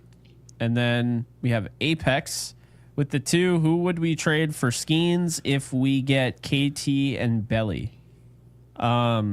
Good God. I would imagine Thank God for Apex. I would imagine Dominguez, Spencer Jones, because you already... You know what they probably do if they do that? Thank you, Jordan 7. You know What's what they that? do? What do they do? They bring back Grisham. So Grisham, Bellinger, and Tucker. They trade away Dominguez, Spencer Jones, probably Will Warren, maybe even Austin Wells. Like it would be the whole point. It's a mega trade. Yeah, like the Pirates, they want to be equipped. Not just like we want the best players you got, and all 3 of the best players you got are outfielders. They want like, please take care of our third base problem. Please take care of our catcher. We got like they're trying to essentially cut corners by trading away one of the best pitchers in baseball, and they're like, yeah, we kind of screwed up. Our team's not that good, but we have a superstar pitcher, so maybe we could turn one amazing pitcher into a bunch of solid talent all around. Because which is that's attractive ultimately what Bob Nutting does with that organization, which is the joke, because I actually want to bring up this point. The MLB funds its teams primarily through the revenue sharing process and investments. In 2023, the 13 richest teams contributed $500 million to the 14 poorest teams through revenue sharing. Okay, I'm sorry. This is absolute bullshit. It is bullshit. Okay? Like, Paul Skeens should not even be able to be talked about. He should be like on lock. No way he'll be traded. And everyone knows he's probably going to be traded at some point. Mason Miller should not have been traded. He never in a million years a player like that should be traded. But you know what? The problem is, and the A's are a bad example. They are spending money on a new stadium. They're moving out, whatever, finally. The Pirates, this is every year, man.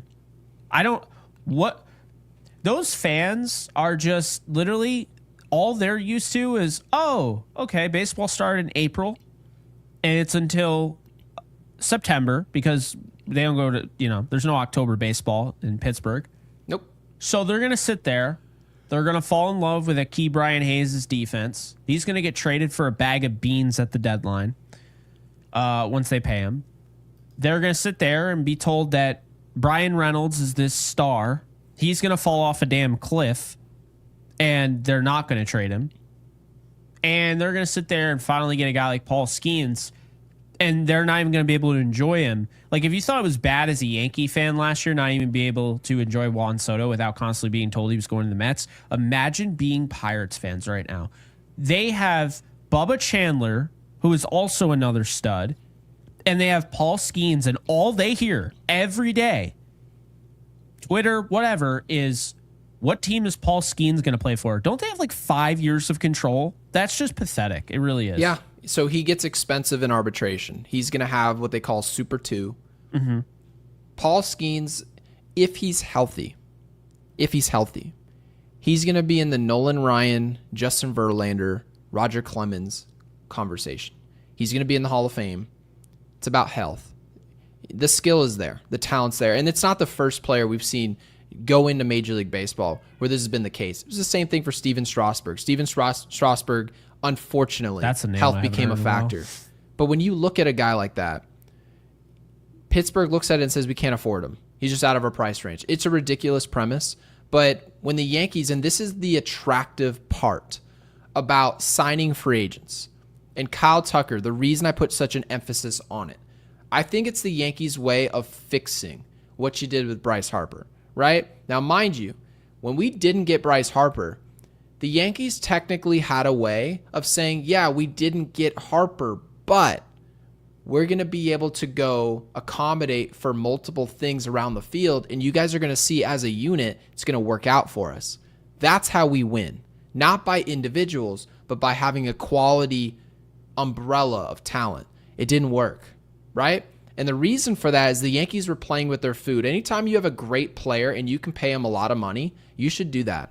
The reason for it is because it's much easier to find the complementary pieces on the trade market. And guess who's really good at doing that? Finding the Jazz Chisholms, right? Is Brian Cashman. So they need to start simplifying their off seasons. If we bring in a Kyle Tucker, do I need Spencer Jones? No. Do I need Jason Dominguez? No, I don't. Is it nice to have them? Sure. You know why? Because either you can keep them and they could be dominant for you next to those players, or guess what you get to do? You get to be flexible going into your off seasons of, hey, I really want that guy. Paul Skeens available? He never should be, but we can go acquire him because we spent the money on a Kyle Tucker. That's why all Yankees fans should want the Yankees to go at the top of the market. There's your answer. It allows you to make these trades. So, yeah, Armando, it is. It is if us handing anybody, going up to any stranger in public and saying we run a podcast called Yankees Unloaded is today's version of a mixtape. Now, mind you, we may have fumbled the bag. We definitely could have run into the next Eminem, the next Future, right? But we don't care because you're handing me a mixtape and you're a creep while doing it. So, no. Dude, and what's up? I get it all the time.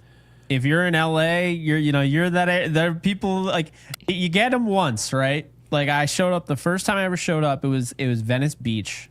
Mm-hmm. And we're chilling in Venice. And it's so funny because my friend who went with us, he was like, don't do it. Like, I'm telling you, I know you're nice. You're going to fall for it. So this guy, and this is what they do. They have their headphones. They put it on your head and like, listen to my mixtape. It is the most like, you feel like you're being assaulted. I guess in a way you kind of are being forced to listen to music like that, you didn't. I mean, what would you guys have done? Don't you like the idea that one day you were on YouTube and no one said you should really, hey, listen to this podcast. You just got to have it pop up on your screen and let me just check this out. You click it. No one's going to force you to be here. No one's going to force you to return. You could subscribe, be part of the giveaway, and then just go dip. You could do that. And yet, hundreds of people in just the last 2 days, thousands of people were in our comment section, and they organically find your product. That's what you want. Those are the type of people you want supporting your channel. Yankee in Texas said, thank you for the 5, says 2026. Wells, I have no idea how Wells still finds his way into these mocks, I don't get it, but I'll read it. Wells, Rice, Judge, Volpe, Lombard Jr., Ryan, obviously talking about Ryan McMahon, Trent Grisham, Spencer Jones, and Cody Bellinger. So obviously you do not see Jason Dominguez there. So I think, Jake, the takeaway here is the defense of Jason Dominguez is becoming somewhat of a problem. Obviously, I saw what Cameron Maben had to say yesterday. I know you sort of mentioned this. And he was saying that, well, you got to be able to pick up Devin Williams, who's essentially going through it. And that ball should have been caught. Now, that was a rocket. That's for one. Rocket ship out to the outfield. However, easily should have been caught. No questions asked. Jason Dominguez is a horrible fielder. That's who he is. And it's not going to get much better. I know the Yankees will tell you that you're a bad person. You're not as good of a fan if you don't believe that the defense is going to improve. But I'll tell you right now, Jake, I don't turn on the NFL and watch some cornerback give up 240 yards to Megatron and then say, oh, well, next year that guy's going to get better at corner. I don't draw those conclusions. I look at players' strengths and then I kind of expand on those strengths. So what do you think about this idea, this little mock here?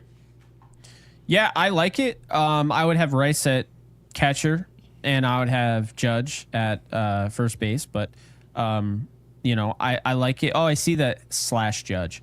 Okay, yeah. I mean, I just want I want Ben Rice to be an everyday player.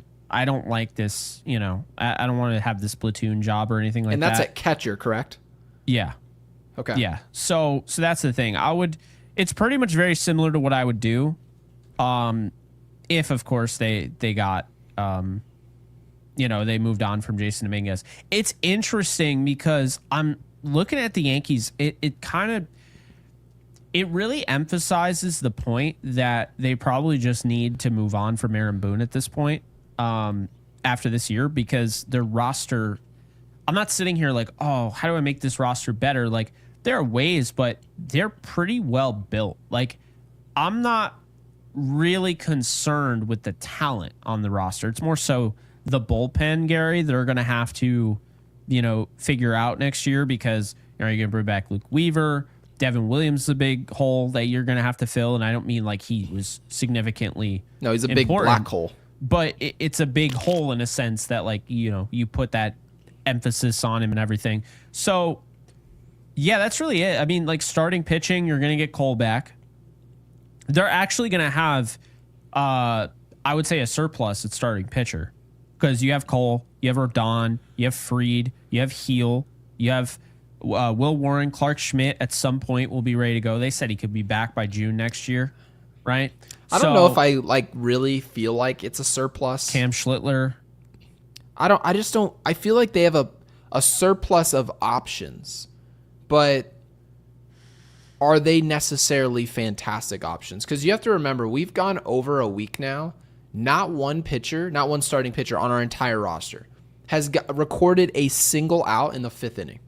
No, that's true.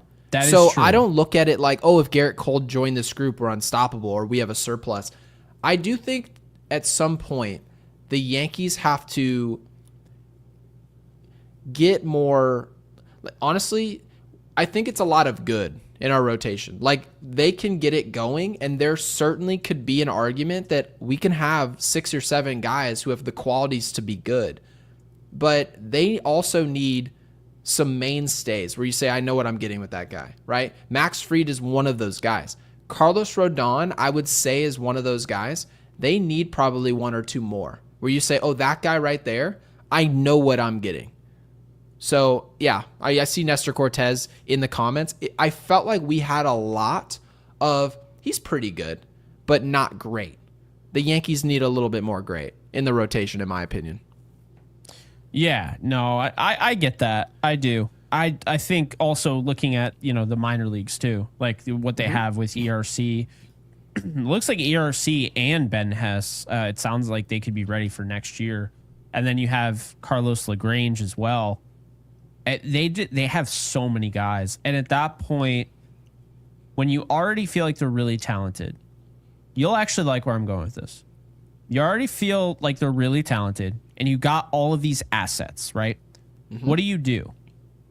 Well, it's kind of like the idea, like you're making good money, you have everything you want, but now you can splurge a little bit. And why do people splurge? Well, for different reasons. You know, one, makes you feel better, right? Just for whatever reason, spending more money that you couldn't spend in the past makes you feel better. Number two, it improves your quality of life. Maybe you're splurging on something that isn't necessarily a need, but the want is almost a need, and it is going to make it better. Like, for instance, if you get, a blender, right? You get a regular Hamilton Beach blender, but then you decide, you know what? I'm going to splurge. I'm going to get myself a Vitamix. And that thing is way better than Hamilton Beach. Now you can make all sorts of shit in that, right? Or on a car, right? Maybe you're just driving a junker and you're like, I'm going to splurge and I'm going to get a Toyota, what you said the other day, Camry or whatever, right? I'm going to just do that. Well, is it the greatest thing ever? No. And is it necessarily a need because you did have a junker that was getting you from point A to point B and didn't break down? Technically, no, it's not a need, but it helps. So that's kind of what I'm looking at here, is that the Yankees have put themselves in a position, and it's weird to say this because a lot of people won't understand it because right now they're 61 and 54 or whatever. But Gary, that's right. They have a lot of freaking talent. They have a lot of talent. And it's not just on the 26 or the 40. These are guys that are in the farm system. These are guys that could be ETA next year, the year after. Well, then you have to look and you're like, and obviously I know they're not going to do this, but you could and be like, is Anthony Volpe good enough? Maybe they go out and get Bo Bichette, right? Maybe they go out and they trade for a shortstop. You know, that's what happens. This sounds like a lot like you're describing that the Yankees have a lot of good, which is a bunch of Toyota Camrys around the field. I don't pay $30 on chicken nuggies to go look at a Toyota Camry. I'm sorry. And no, mind you, I bought a Toyota this year. I don't and the think thing you're was like understanding what I'm saying. I clearly don't. No, what I'm saying is you have a lot of good. There's a lot of talent. Yes. So what do you do when you have everything figured out? You splurge. So it's actually, if anything, proving your point, because you're big on going out and getting Kyle Tucker and all of that. And this kind of proves that point, is that, okay, you have two catchers, Wells, and you have Rice, right? Do you feel like you can improve there? Well, honestly, the offseason, looking at the free agency list, I don't really think you can improve there. You'd have to trade for somebody that we don't know if he's available. And I still don't know if you're going to entirely get what you want. So with that said, you're good at catcher. So what does that do? Well, it opens up the door to do what they did. They traded away Rafael Flores. They traded away the guy behind him, right? Then you have first base. Ben Rice, we've talked about. If he plays every day or whatever, if he is the first baseman, you're good. If Aaron Judge is there and he can work out and just play decent defense, you're good. So do you need to go out and get a Josh Naylor? No. Do you need to go out and spend money on a first baseman? There's not really a ton out there. No. Then at second base, you have Jazz Chisholm. If Jazz Chisholm fits the bill for you, then you're good. There's not a ton of guys out there where you're like, yeah, if I signed him, he'd be a massive upgrade over Jazz Chisholm. No. And then to be fair to Anthony Volpe, right? We get on him all the time. At shortstop, who is so much better than Anthony Volpe at shortstop in free agency? It's really just Bo Bichette. So you're saying we have enough good where we can go out and go get great. That's exactly what I'm saying. The great players. Do you see? But now? I mean, of course, but everyone's seen that. Everyone's seen that. No, Bryce but not Harper on this can level, join the good. Gary, not on this level, because they have, like you were just saying, they have all these guys returning, like Ryan McMahon, all that. But I'm telling you, those pitchers, they did not trade them for a reason. Maybe one of them, two of them, ends up getting a shot in the show. I would not rule it out. But the point being is when you have all of these guys, and not just guys, Gary, like we've talked about in the past, oh yeah, he's the Yankees' fifth prospect. Okay, but he's got a 6 ERA. Do you know what I'm talking about? Will Warren. Will Warren was never good in the minor leagues. Ever. He never looked good. Guess what? Carlos LaGrange looks good. Like really good. Like striking out 117 in 72 innings. Good. Right? And then you got ERC. Elmer Rodriguez Cruz, another dominant outing after being called up to Double-A. He's had 4 in a row. And you know, you have those guys. You have Ben Hess, who's now pitching well. You have Bryce Cunningham. Like, they have a bunch of these guys that by next year, this time next year, all of them will be MLB ready.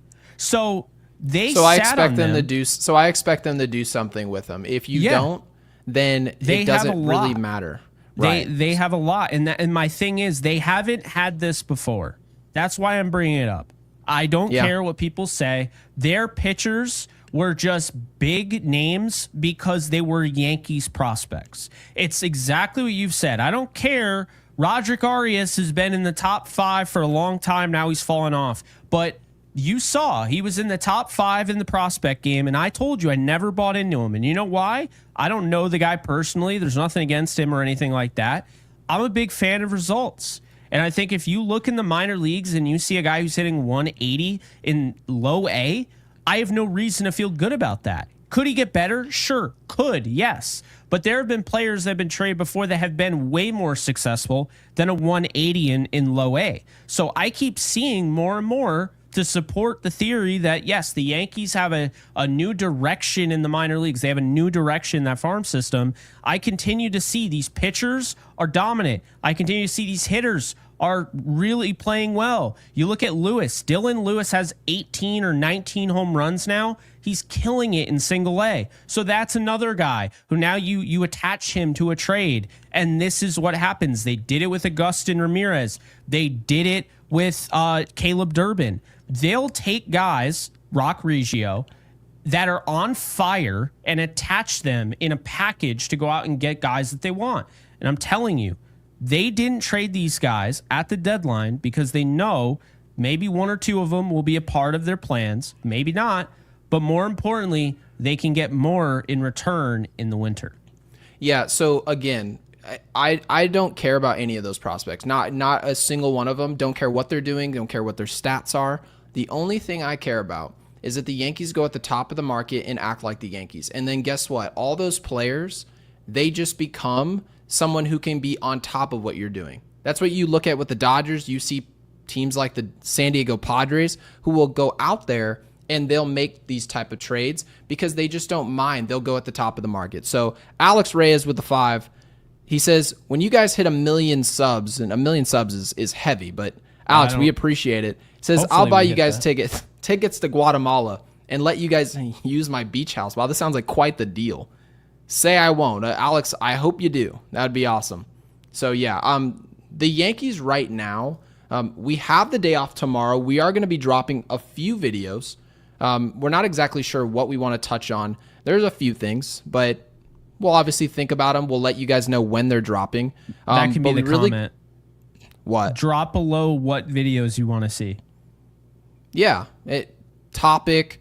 Yeah. Let us know what you guys want us to discuss. Obviously, we discussed David Bednar today, which was, I mean, he was awesome. And I do think I saw some projections today about Cody Bellinger. Realistically, you're always going to get back into that territory when a player's playing really well for you that, that player's getting too expensive. Like if Cody Bellinger, say, costs the Yankees $200 million this offseason, you can say, he's not worth $200 million. Kyle Tucker is a free agent this offseason. There are people who say he's not worth $500 million. Are you guys considering how much the Dodgers are paying Shohei Ohtani this year? Do you guys think about that when you go to bed at night? Are you guys thinking about the fact that the Dodgers owner goes, oh man, I don't know how we're going to budget all this. You just know when you look it up, there's Japanese advertisement everywhere because they're making money. Money's coming out their ears. That's what happens when you invest your money. So I'm looking for the Yankees to go at the top of the market. I'm looking for them to be aggressive. And that starts with the organization saying decent wild card berths and tying the Rangers and getting into the playoffs via wild card. That's not good enough for us. I'm not going to sit there and charge $30 so people can wait around for Ben Hess for the future. No one cares about Ben Hess. Nobody cares about Bryce Cunningham. George Lombard Jr., no one cares. We only care when you're here. So people can say you're hitting 290, you're hitting 211, right? You can hit whatever you want. None of it matters until you're here. And I will tell you, If the Yankees at any point are saying we've got a massive hole at shortstop, we've got a massive hole in left field, we want to fill it, wherever the position is, and they're telling you to wait any period of time for a prospect, just know that they are lying to you, and you shouldn't accept that. That's going to be my rant for the day. The Yankees should use prospects to fill in the gaps whenever they're ready. They should never be waiting on these players. Yeah, I mean, I think, when you have kind of your pick of the litter, when you're developing the guys that they're developing, and that's really what I was getting at, take your pick. Carlos LaGrange. Now you have to have that internal discussion. Is this a guy that offers more than a Will Warren? If so, guess what? You move up the rungs and you trade Will Warren, who's probably worth more, to be honest with you, because he's got control. He's an established pitcher in this league. He might not be the best pitcher in this league. Obviously, he's not, but he's a good pitcher. Right? And teams around the league would love to have him. As a matter of fact, the Yankees were called about Will Warren a lot. That's a guy that they really like around the league. It's just like Ben Rice. So that's how you look at it. These are guys, they don't have to always have a role moving forward. Sometimes you figure it out on the fly. I mean, it happened in the past. I mean, Ivan Nova is another one, he wasn't a top prospect. He was a guy that they just kind of were like, yeah, I guess he's going to be a part of our plans. But did they have a plan for Ivan Nova? No. Did they have a plan for Brett Gardner? When they drafted him, did they say he's going to be our left fielder of the future? He's going to be a captain type of guy? I never heard that ever. No. And that's the thing. We always used to joke about it, my dad and I. It felt like the best Yankees prospects are guys that just came out of the blue. They weren't top guys. They weren't highly touted. They just came out of nowhere, right? Sometimes it's the case. Sometimes it's not always the case. But Ben Rice is another one. Ben Rice came on last year. We started hearing about him. Now, he was always hitting well. And, TJ Rumfield, who plays first base, could very well make the 26-man roster next year and be a first baseman for them. He's been hitting really well. But quick question for you, though. I have a real question for you. Yeah, of course. Since we're on the topic of prospects, right? Mm-hmm. And I hear prospects all the time. Gary, how excited are you for George Lombard Jr., right? Do you think he's going to be the shortstop of the future? And people will legitimately, I'm not kidding you, will say, oh, he's going to be the stud of the future. He's going to be this. Jason Dominguez looks like a solid player. Solid, nothing great. But there are people who told me, and before I ever watched him, this dude's going to be Mickey Mantle. I'm here to tell you guys, Mickey Mantle wasn't Mickey Mantle until he was Mickey Mantle. Stop telling me what players are going to be 2 years down the road, 3 years down the road. Do you know why? Because not one person in here, including myself or Jake, knows what any of these guys are going to do. Ben Hess could dominate in the minor leagues. He could show up to the major leagues. Cam Schlittler, same deal. They can go out there and we say, oh, I see the potential. The very next year, rocked and pitching in Pittsburgh. No one ever hears from him again. They're gone. You don't see them, right? So again, how about Jack Caglione? Let's use him as an example in Kansas City. Jack Caglione was one of the best prospects we've seen come out of any system. Anyone would have told you, oh, Jack Caglione, he's going to be one of those guys that you can even make an argument. He could be in an MVP race very early on in his career. Jack Caglione has done nothing at the major league level. He showed up and was an absolute dud for Kansas City. Complete dud. Now, mind you, he's probably, I guess you can make the argument, just like Jackson Holiday. He'll replenish itself. He'll go down to the minor leagues, figure it out, and he's got a good shot, a decent shot of doing something later. But having said that, the Yankees are going to use much lesser prospects than Jack Caglione and say, oh, look, the future, it's so bright. It's a ridiculous mirage. Let them use prospects to help the future, not to save it. So don't ever believe that. If someone tells you, just let them know we're not doing that anymore. The days of prospect hugging and, oh no, that guy's untouchable. This is part of the reason why the Spencer Jones, the Jason Dominguez, right? The Lombard Juniors, none of them will ever be untouchable because they are always just prospects until they're performing at the big league level. Yeah, I mean, I get that. I do. I'm ready to see Spencer Jones, but I understand there's, flooded outfield and everything. But I mean, I'm ready to see it through Spencer Jones. He'll probably be called up in September, and That's really, I've maintained that's the one guy. I'm not really attached to Lombard Jr. like everybody else. I said that guy I liked more than Arias before they made that, adjustment in the rankings. But I'm not attached to anybody outside of Spencer Jones. I want to see that through with him. And then obviously I didn't want to trade Schlittler because I think he's here. Is there a prospect, you guys, and I'm talking to the audience, is there a prospect that you think, no matter who is coming inbound, no, I need to see it through with that prospect, whoever that is. Is there anybody out there for you where you said, no, the Yankees, we're a win-now organization. We want to win in 2025. We want to win in 2026. Is there any prospect where you're like, oh, no, he is going to be a superstar? And I'm here to tell you, if the list is more than 0 names long, he's going to be a superstar. I'm here to tell you the Yankees do not have that. They don't. Spencer Jones can be really good, but the idea that he's a blue chipper, he's not. Spencer Jones was where he was for a reason. It's not for no reason. And you can be a great player by being off those lists, but to suggest that these prospects, Spencer Jones is the only player, in my opinion. I think George Lombard Jr. could also be in the conversation where it can go great. Can. Not likely. Jack Caglione, on the other hand, how much more likely is it for him than a Spencer Jones? Much more likely. So I just want people to understand that it's these guys are, right now I see it from Cheeky Monkey saying right now all prospects are trade bait. For us, perhaps, but at the same time, they didn't really trade them. So can't really say that. But Jake, I want to tee up LaGrange is going to be a superstar. There it is. Hey, I like LaGrange. I don't like the idea of saying anybody was going to be a superstar. There's one player. Oh my God. And my dad can 100% agree with me on because he knows. Paul Skeens, are you kidding me? Wait, who said that? William Wallace, I believe. He's LaGrange could end up being Skeens for the Yankees. Let me go ahead and gamble everything we ever do here at Yankees Unloaded.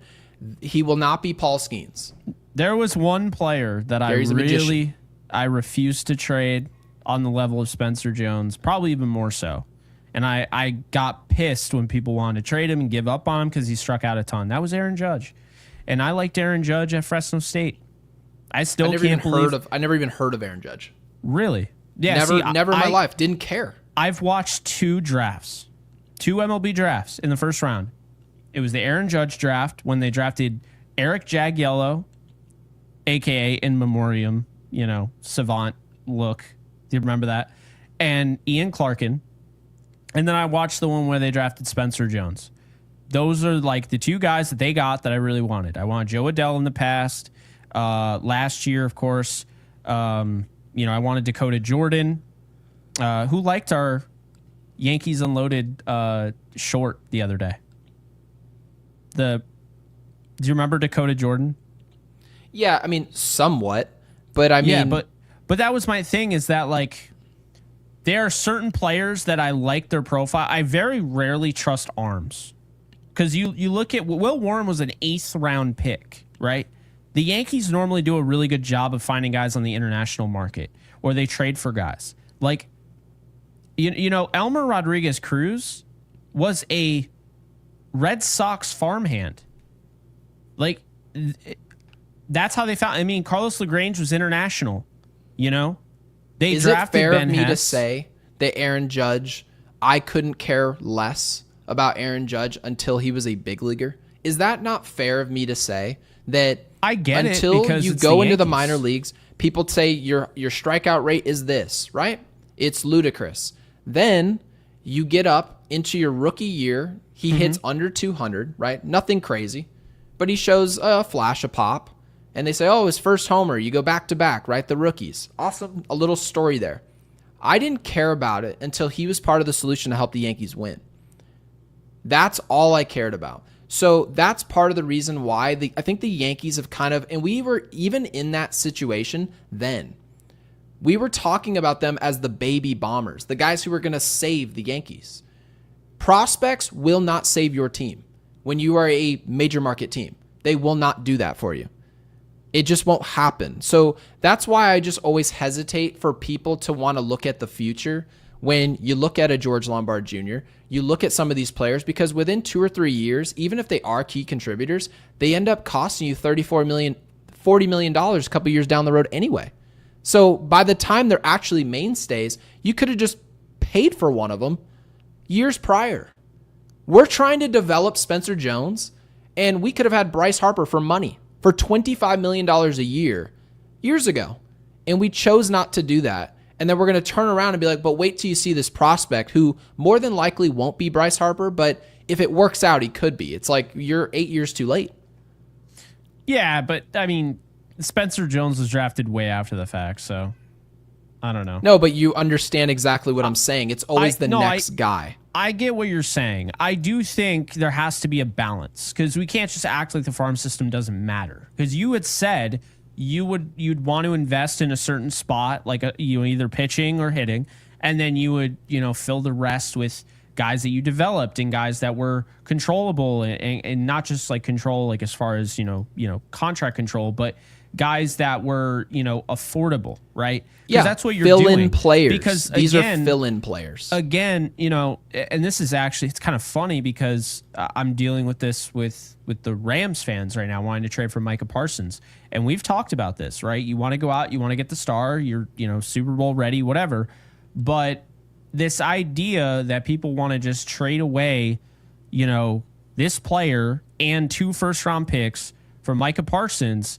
And I don't have any issue with any side, but like you want to do that, and then you have to pay him, and then you drafted 24 guys the last 2 years. You have to pay them.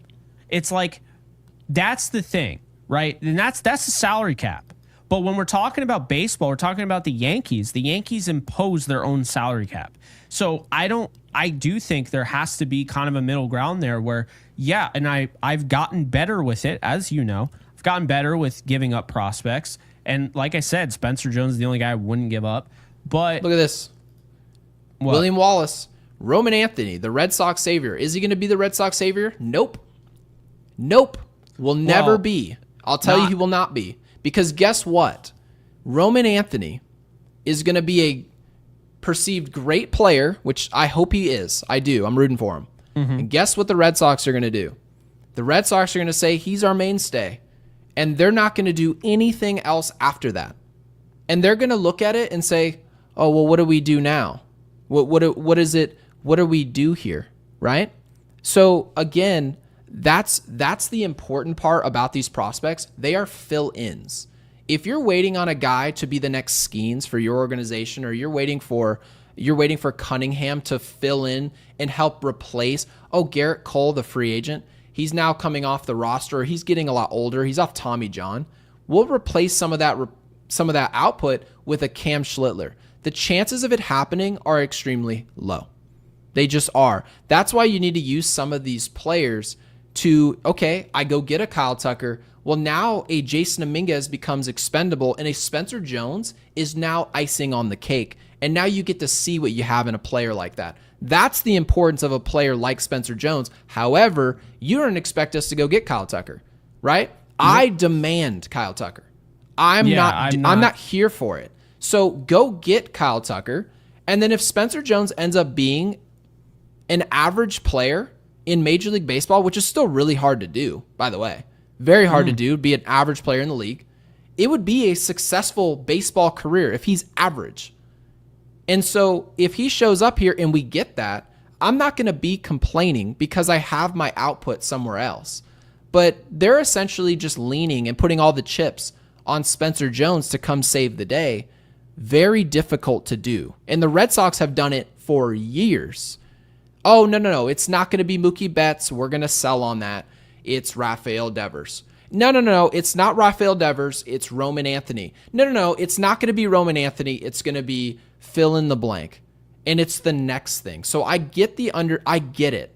I get why people want to talk about the future, because if they get here and they're great, technically they're cheap and controllable, and you are under the impression the Yankees will spend on somebody else. That superstar will be cheap. We'll have the Bobby Witt Jr. type contracts for the Yankees. It's not likely. It's just not likely. So I demand the Yankees go sign Kyle Tucker this offseason. I did it now. I did it 6 months ago. I'm going to do it this offseason. And if it's because of a budget as to why the Yankees can't go out and get a big fish, and you want to believe in Spencer Jones, so do I. I think Spencer Jones could be a really good baseball player. I do. But he shouldn't be our savior. Not in New York. There's no savior in baseball. That's not that doesn't exist. There's no such thing. Yeah, not really.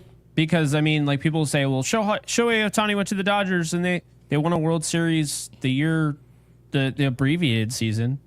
4 years prior, they won a World Series. The Dodgers have always been in the mix. Always. And then Acuna Jr. goes down with an injury and the Braves win.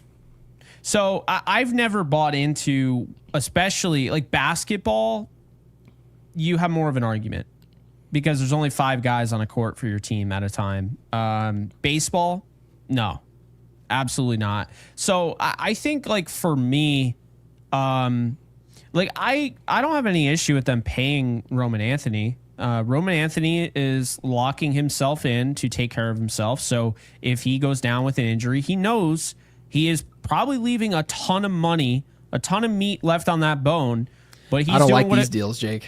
No, I mean, I don't love him for the player. Bad for the player, man. This is stupid. But I also understand it because he's just kind of like, because, I mean, it's basically no different than your investment portfolio. Are you going to go big or go home? There are some people that like going very aggressive.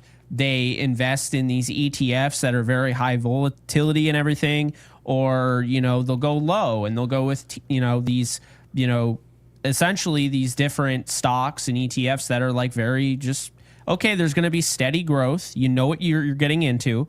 That's the thing. And so some players can wait, right? They're like, the agent tells them, they're like, hey, arbitration, it's coming up, right? You got 3 years arbitration. Then you're going to hit 3 years of arbitration. Then you're going to hit free agency, but we'll make you some bank in arbitration. Here's the problem with arbitration. It's a 1-year thing.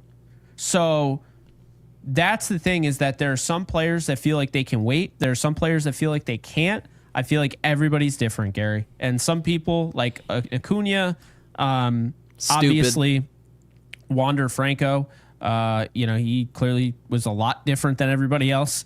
But, you get that where some guys just can't wait and they don't want to be a free agent at 29. They would just rather sign the contract and, be that as it may, but and leave a lot of money on the bone. But this is why you sign Scott Boras. As much as you don't like him, Scott I get what Boras you're saying. Is never letting. Think of it this way: Who's the most talented player in the game today? Would you say? Acuna Jr. Ronald Acuna Jr. Bingo.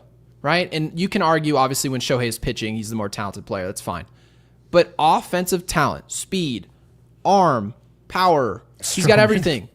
Everything. Ronald Acuna Jr. has done everything. And guess what's also happened? He gets hurt every year. But you know the one thing that people keep talking about? They say, oh, you just said just days ago, I'd trade everything we have for Ronald Acuna Jr. And you're talking about the player who has all this injury history.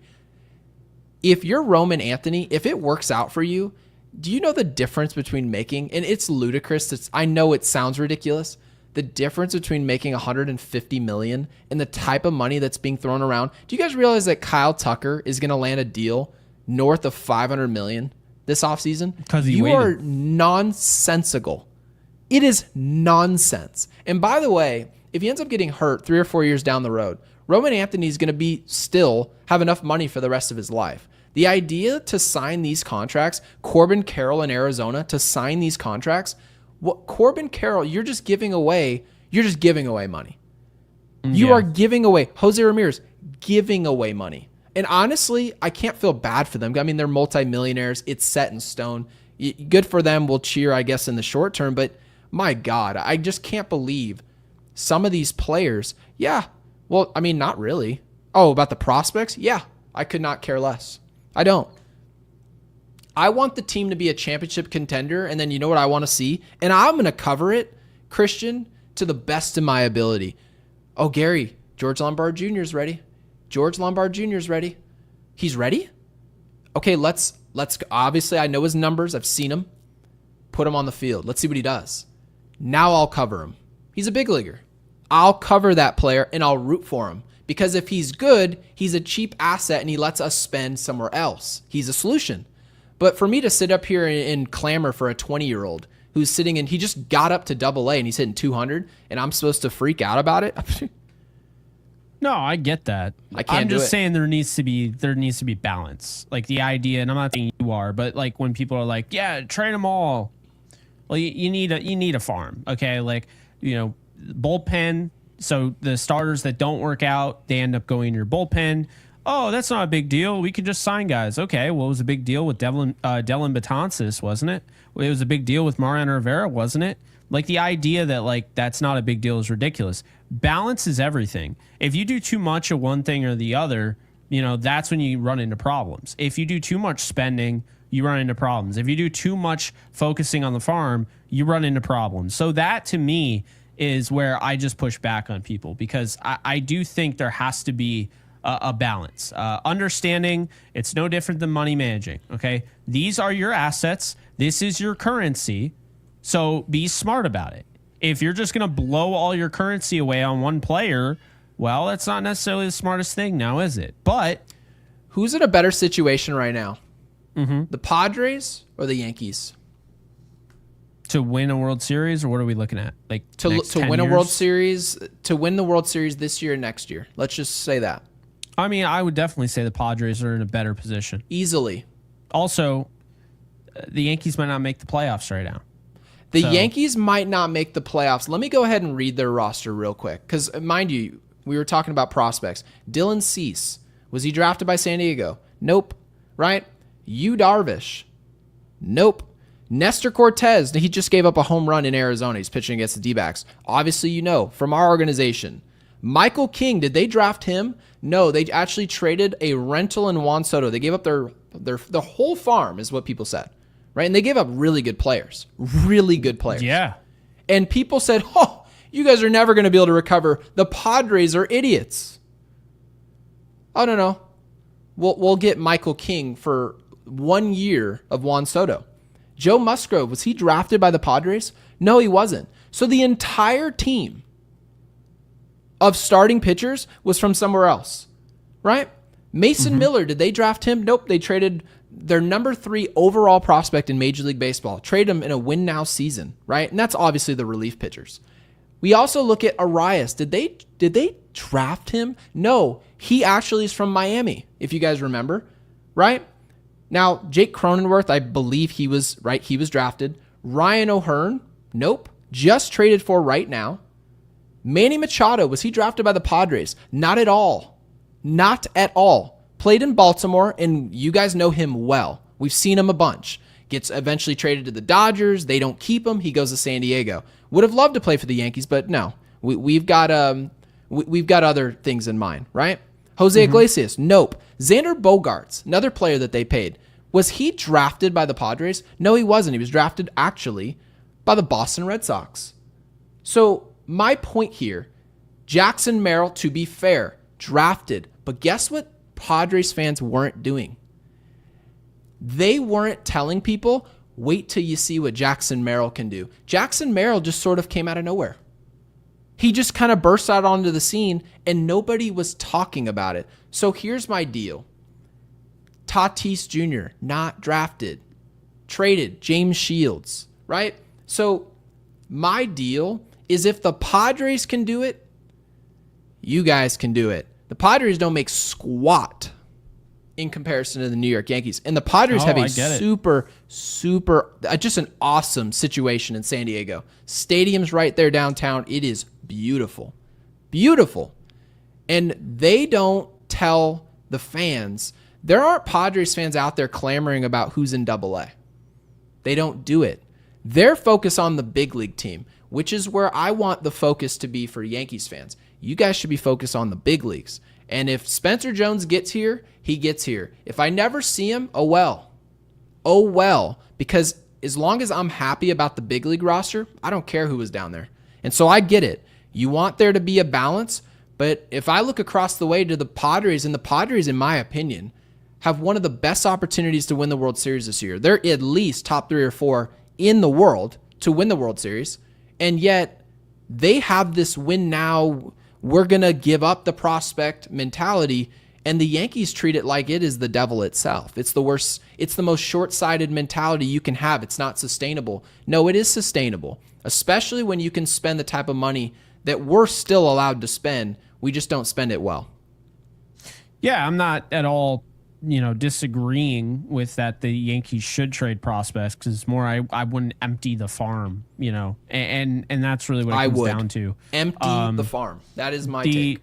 The average MLB team has roughly 40.8% of its 40-man roster made of homegrown players.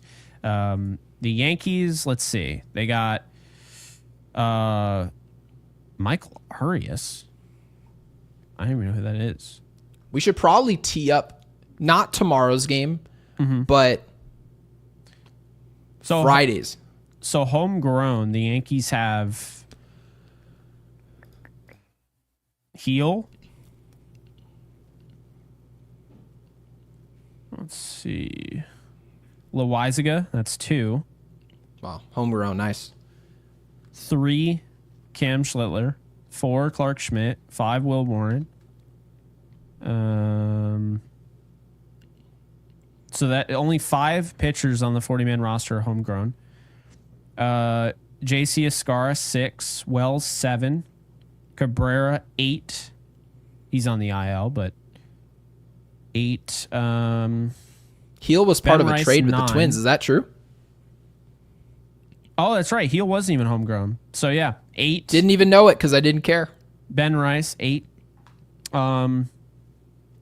And B-Boss came from the Dodgers, so that would be not. So Volpe 9, Jason Dominguez 10, Judge 11, and that's it. They have 11 out of their 40 that are homegrown, and that's one of the lower ones in the league. Yeah. So you don't get a trophy for having prospects out in the field. You get a trophy for getting the last out in the World Series. I hope people understand that. I know. I get it. I'm just saying that I do think balance, and honestly, the Yankees have a good, I don't love their 40-man roster. I'll be honest with you, but so the balance sucks. No, the balance is fine. They got 11 homegrown players, and I like their regular roster, their active roster, the 40-man roster. They have a bunch of guys I've never, well, not a bunch. They have some guys that you're like, but as far as the 26 goes, I really like the Yankees roster. I do. I don't know why they've had such a hard time winning games. I don't get it. I think the roster is okay. I said it was an 88-win team. That's exactly what I said at the beginning of the year. You guys can go back and watch those episodes. I said they were going to win 88 games. They were not going to win the division. I said we were going to come out of a wild card and lose early. That was my prediction. And so, I don't know. I'm not here to beat my chest, but I don't care about young players. I don't. I care about good players. And there's no trophy for Cam Schlittler working out as opposed to if we brought Blake Snell in here. No one gives you a trophy. Nobody cares that the Dodgers spent a lot of money to win a title in 2024. Guess what people remember? They remembered that they won the title. And they continue to spend. They continue to also try and develop behind that and try to be aggressive on at the deadline. Obviously, they weren't as aggressive at this year's deadline, which was shocking. Shocking that they didn't. So all I care about is who wins and who loses.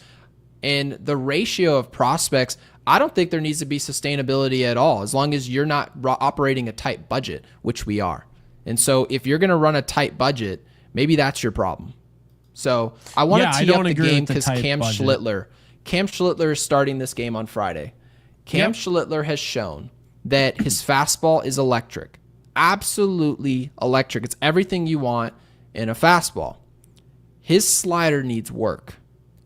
Serious work, and it can hang. It can leave the ballpark. And I will tell you, that curveball is something a little bit different. I think his curveball is actually a little bit further along than that slider. The Yankees need to go out and score. Brown is throwing for Houston, so you have to imagine Paul Goldschmidt shouldn't start this game. Ben Rice should start this game. Also, Austin Wells shouldn't be playing at all. Ben Rice should be catching. You need to find a way to get your best bats in there, and we would assume after 2 days off that Giancarlo Stanton is going to play. He's been hitting well, and to just have 2 days in a row off is interesting to me. It is. It's weird. So this is a big game. All of these games are big for the Yankees. They now are in a position, I think the division race is dead. I think the Yankees need to look at this. We need to find a way to get into a wild card at home. That's best case scenario, in my opinion, for the Yankees. I know their schedule is very easy, but we're not playing some little league, pony league team that our dads are managing. This is still professional baseball. It's very hard to win games. We just went into Miami, and we had Miami fans going, no, put respect on our name. We're playing a lot better. They don't have a great roster, but these teams can still find ways to win games. They deserve some respect. We're going to have to go out and win these games. So I'm paying attention to Cam Schlittler's slider. If that pitch hangs, he's going to be in trouble. If he can locate that pitch, he's going to be just fine. Yeah, I don't know what to make of this game. I think it'll be a close one because I think Schlittler will give him some good, a good run there. I like him at the stadium as well, but I think Hunter Brown is somebody that can miss bats. I mean, 155 strikeouts and 131 innings. This is somebody that can really give you. He can make the Yankees really unfun to watch on Friday. Okay, and by the way, that's going to be on Apple TV.